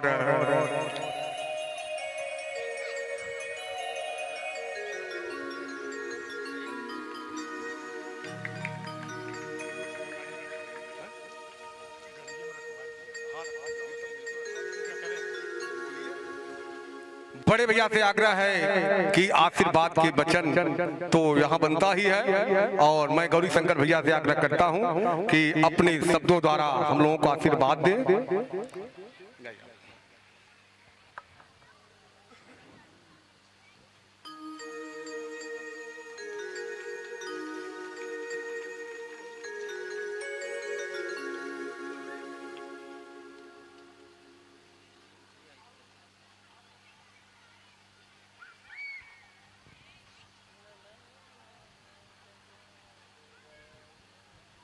राजेश आज मानो बाबा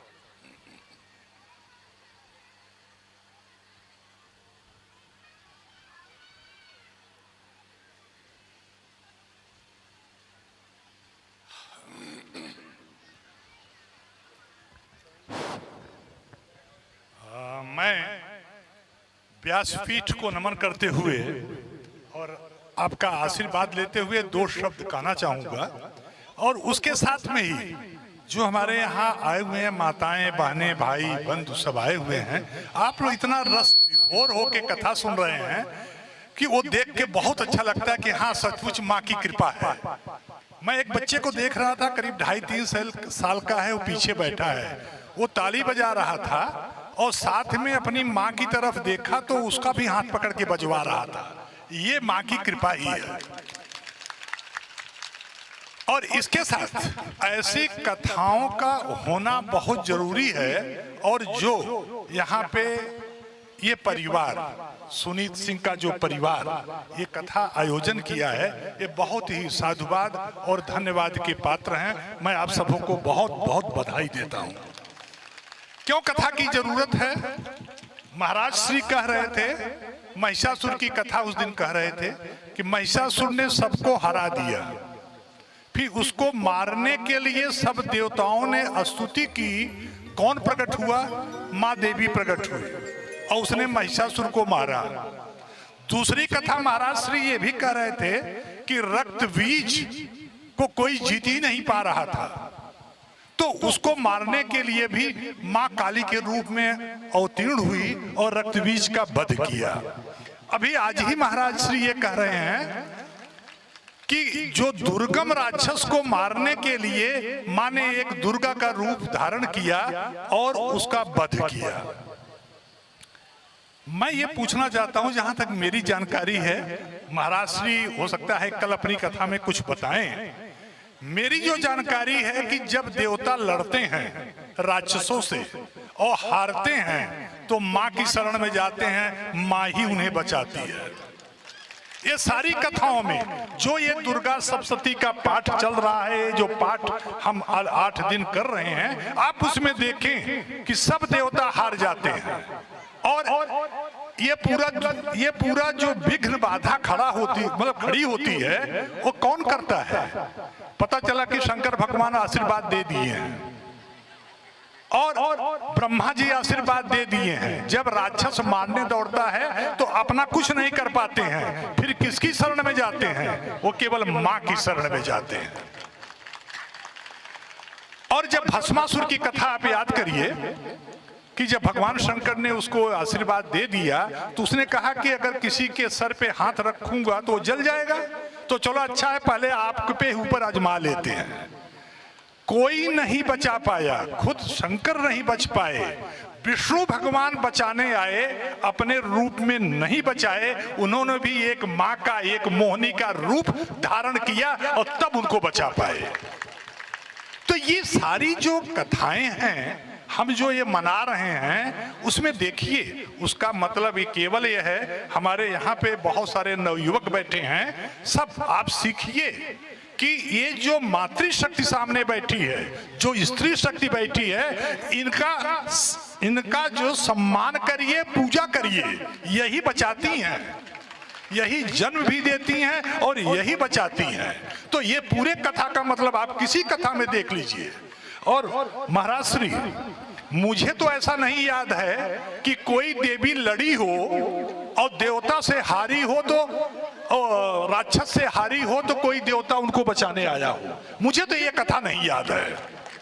लेकिन जब देवता हारते हैं, हर जगह से चीड़ होते हैं, तो ये केवल मातृशक्ति है जो आके बचाती है।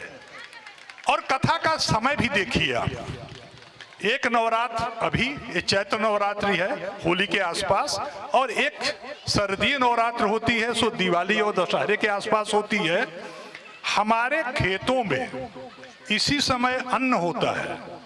अभी महाराज श्री कह रहे थे कि अन्न में ही जीवन है, अन्नम ब्रह्म, क्या सर, अन्नम ब्रह्मम। तो इस अन्न का जो स्टोरेज है, जो इसका एक कहते हैं ना संचयन है, रखना है, ये केवल माताएं ही कहती हैं। और हमारे मनीषियों ने बहुत टाइम पे कहा कि इनकी पूजा करो, इनका सम्मान करो, क्योंकि पूरे जीवन, अब आने वाले साल में जो आपका जीवन बचने वाला है इनसे ही होगा। तो इसीलिए उन्हें जब जब खेती हुई तो उन्हें कहा कि माओ का सम्मान करो, और ये माएँ ही आपको बचाएंगी, यही भंडारण करेंगी, यही अच्छे से रखेंगी और ये सब करेंगी। आज मैं गया था बरजी में, उनकी माता जी 90 ईयर्स में मरी हैं। वो बता ये रहे थे कि गेहूं कट गया भैया, जिस दिन मरी है उसके एक दिन पहले मैंने माँ से पूछा कि माँ क्या करें, तो वो उठ के बैठ गई, बोली ऐसा है इसको तब रखना जब अंधेरा पक्ष आए, अभी इसको केवल गांच दो, एक जगह रख दो। और ये बताई, देखिए ये जो ये सूत्र हैं, जो ये मंत्र हैं, ये माताओं के पास ही हैं। शायद मंत्र शब्द भी माता से ही आया हो। तो आप लोग, हम लोग ये सीखें। कथा तो ठीक है, बहुत बढ़िया महाराज जी रस भरी कथा कह रहे हैं, भक्ति भरी कथा कह रहे हैं, अच्छा भी लगता है, छोटा बच्चा जैसे नाच रहा था। लेकिन इसकी सीख मेरे हिसाब से ये है कि ये जो कथाएं हो रही हैं, इससे हम अपनी माताओं बहनों का सम्मान करना सीखें, ये सीख है हमारी। और आप लोग कथा का बहुत बढ़िया आस्वादन कर रहे हैं, रस विभोर हो रहे हैं, ये देख के भी बहुत अच्छा लगता है। और मैं फिर से जो ये परिवार ये आयोजन किए के अनीत को मैं बहुत सबको इकट्ठा किया और सबको लेके आए, और एक कथा चल रही है। बस महाराज जी के चरणों में प्रणाम करता हूँ। जय, चलिए, जय माता दी, जय माता दी, जय माता।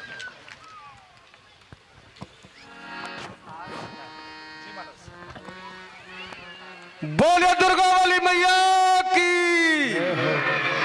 हमारे बीच में हम लोगों के चहेते और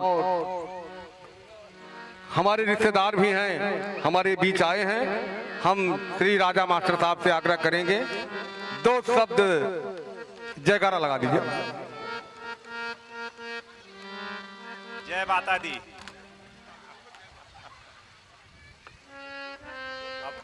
हाँ, नहीं, अब कहना क्या है, जो कुछ बचाना था मेरे जीजा श्री ने पहले ही बता दिया आप लोगों को। और महाराज जी की जो कथा चल रही है माता जी के बारे में, आप लोगों ने बड़े ध्यान से उसको सुना है, इसके लिए आप सभी लोग साधुवाद के पात्र हैं। और अनीत भाई और इनका पूरा परिवार, जिन लोगों ने मिल करके इस कथा का आयोजन किया है, मैं आप सभी लोगों को भी साधुवाद देता हूं। और मैं चाहता हूं कि इस कथा का आयोजन ऐसे ही आने वाले समय में हर साल होता रहे, और हम लोग माता जी की कथा का रसास्वादन करते रहें। जय माता दी। धन्यवाद मास्टर भैया, हम तो यही चाहते थे कि कम से कम कर दे। और हमारे बीच में हमारे भोला गिरी जी हैं, मैं बड़े भैया से आग्रह करता हूं उनको स्मृति चिन्ह दे करके सम्मानित करें। और आगे का कार्यक्रम आप लोग जान ही रहे हैं, आप लोग अपनी जगह बैठे रहेंगे। आरती के बाद प्रसाद, और प्रसाद के बाद फलाहार। फलाहार यहाँ ऐसा नहीं है कोई ऐसा अन्न का उपयोग किया जा रहा है, वह चाहे नाश्ते के रूप में हो चाहे प्रसाद के रूप में, वो फलाहार ही है। सारे लोग खा सकते हैं, जो व्रत है वो भी खा सकते हैं, जो नहीं है वो तो खा ही सकते हैं। बोलिए सच्चे दरबार की। आइए, आप हम सभी मिलकर के अपनी जगह में खड़े होंगे और आज की दिव्य आरती आप हम सभी मिलकर के करेंगे।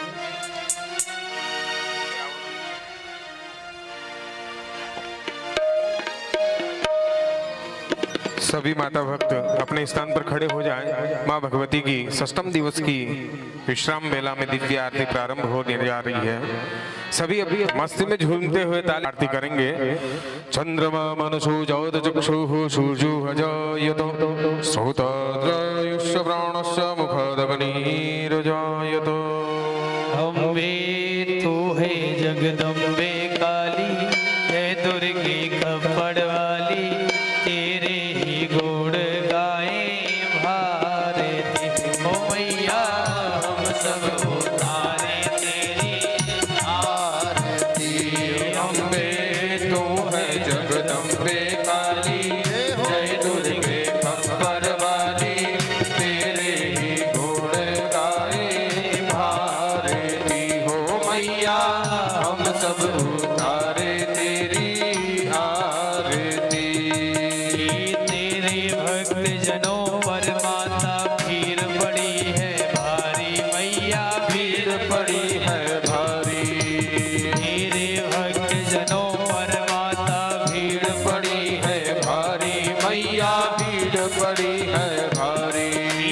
दानों दल पर टूट पड़ो दानव दल पर टूटा, बेटी का है इस जग में बड़ा ही निर्मल नाता मैया बड़ा ही निर्मल नाता। पूत कपूत सुनी है परिणाम, पूत कपूत सुने हैं परिणाम, माता सुनी कुमाता। सब में करुणा दर्शाने वाली, अमृत बरसाने वाली, दुखियों के दुखड़े आरती। हो मैया हम सब उतारे तेरी आरती। अम्बे तू है जगदम्बे काली, जय दुर्गे खप्पर वाली, तेरे ही गुण गाए भारती। हो मैया हम सब उतारे तेरी आरती।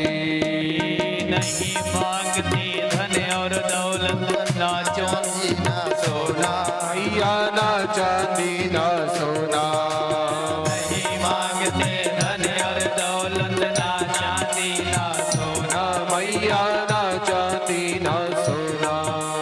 हम तो मांगे माँ तेरे मन में, हम तो मांगे माँ तेरे मन में, छोटा सा कोना सबकी बिगड़ी बनाने वाली, लाज बचाने वाली, सतियों के सर को सवार। आरती। हो मैया हम सब उतारे तेरी आरती। अम्बे तू है जगदम्बे काली, जय दुर्गे खप्पर वाली, तेरे ही गुण गाए भारती। हो मैया हम सब उतारे तेरी आरती। चरण करण में खड़े तुम्हारे, ले पूजा की थाली मैया ले पूजा की थाली, चरण शरण में खड़े तुम्हारे, ले पूजा की थाली मैया ले पूजा की थाली। वरद हस्त सर पर रख दो माँ, वरद हस्त सर पर रख दो माँ, संकट हरने वाली, वर दो भक्ति रस प्याली, अष्ट भुजाओं वाली, भक्तों के कारज तो ही सारे। आरती। हो मैया हम सब उतारे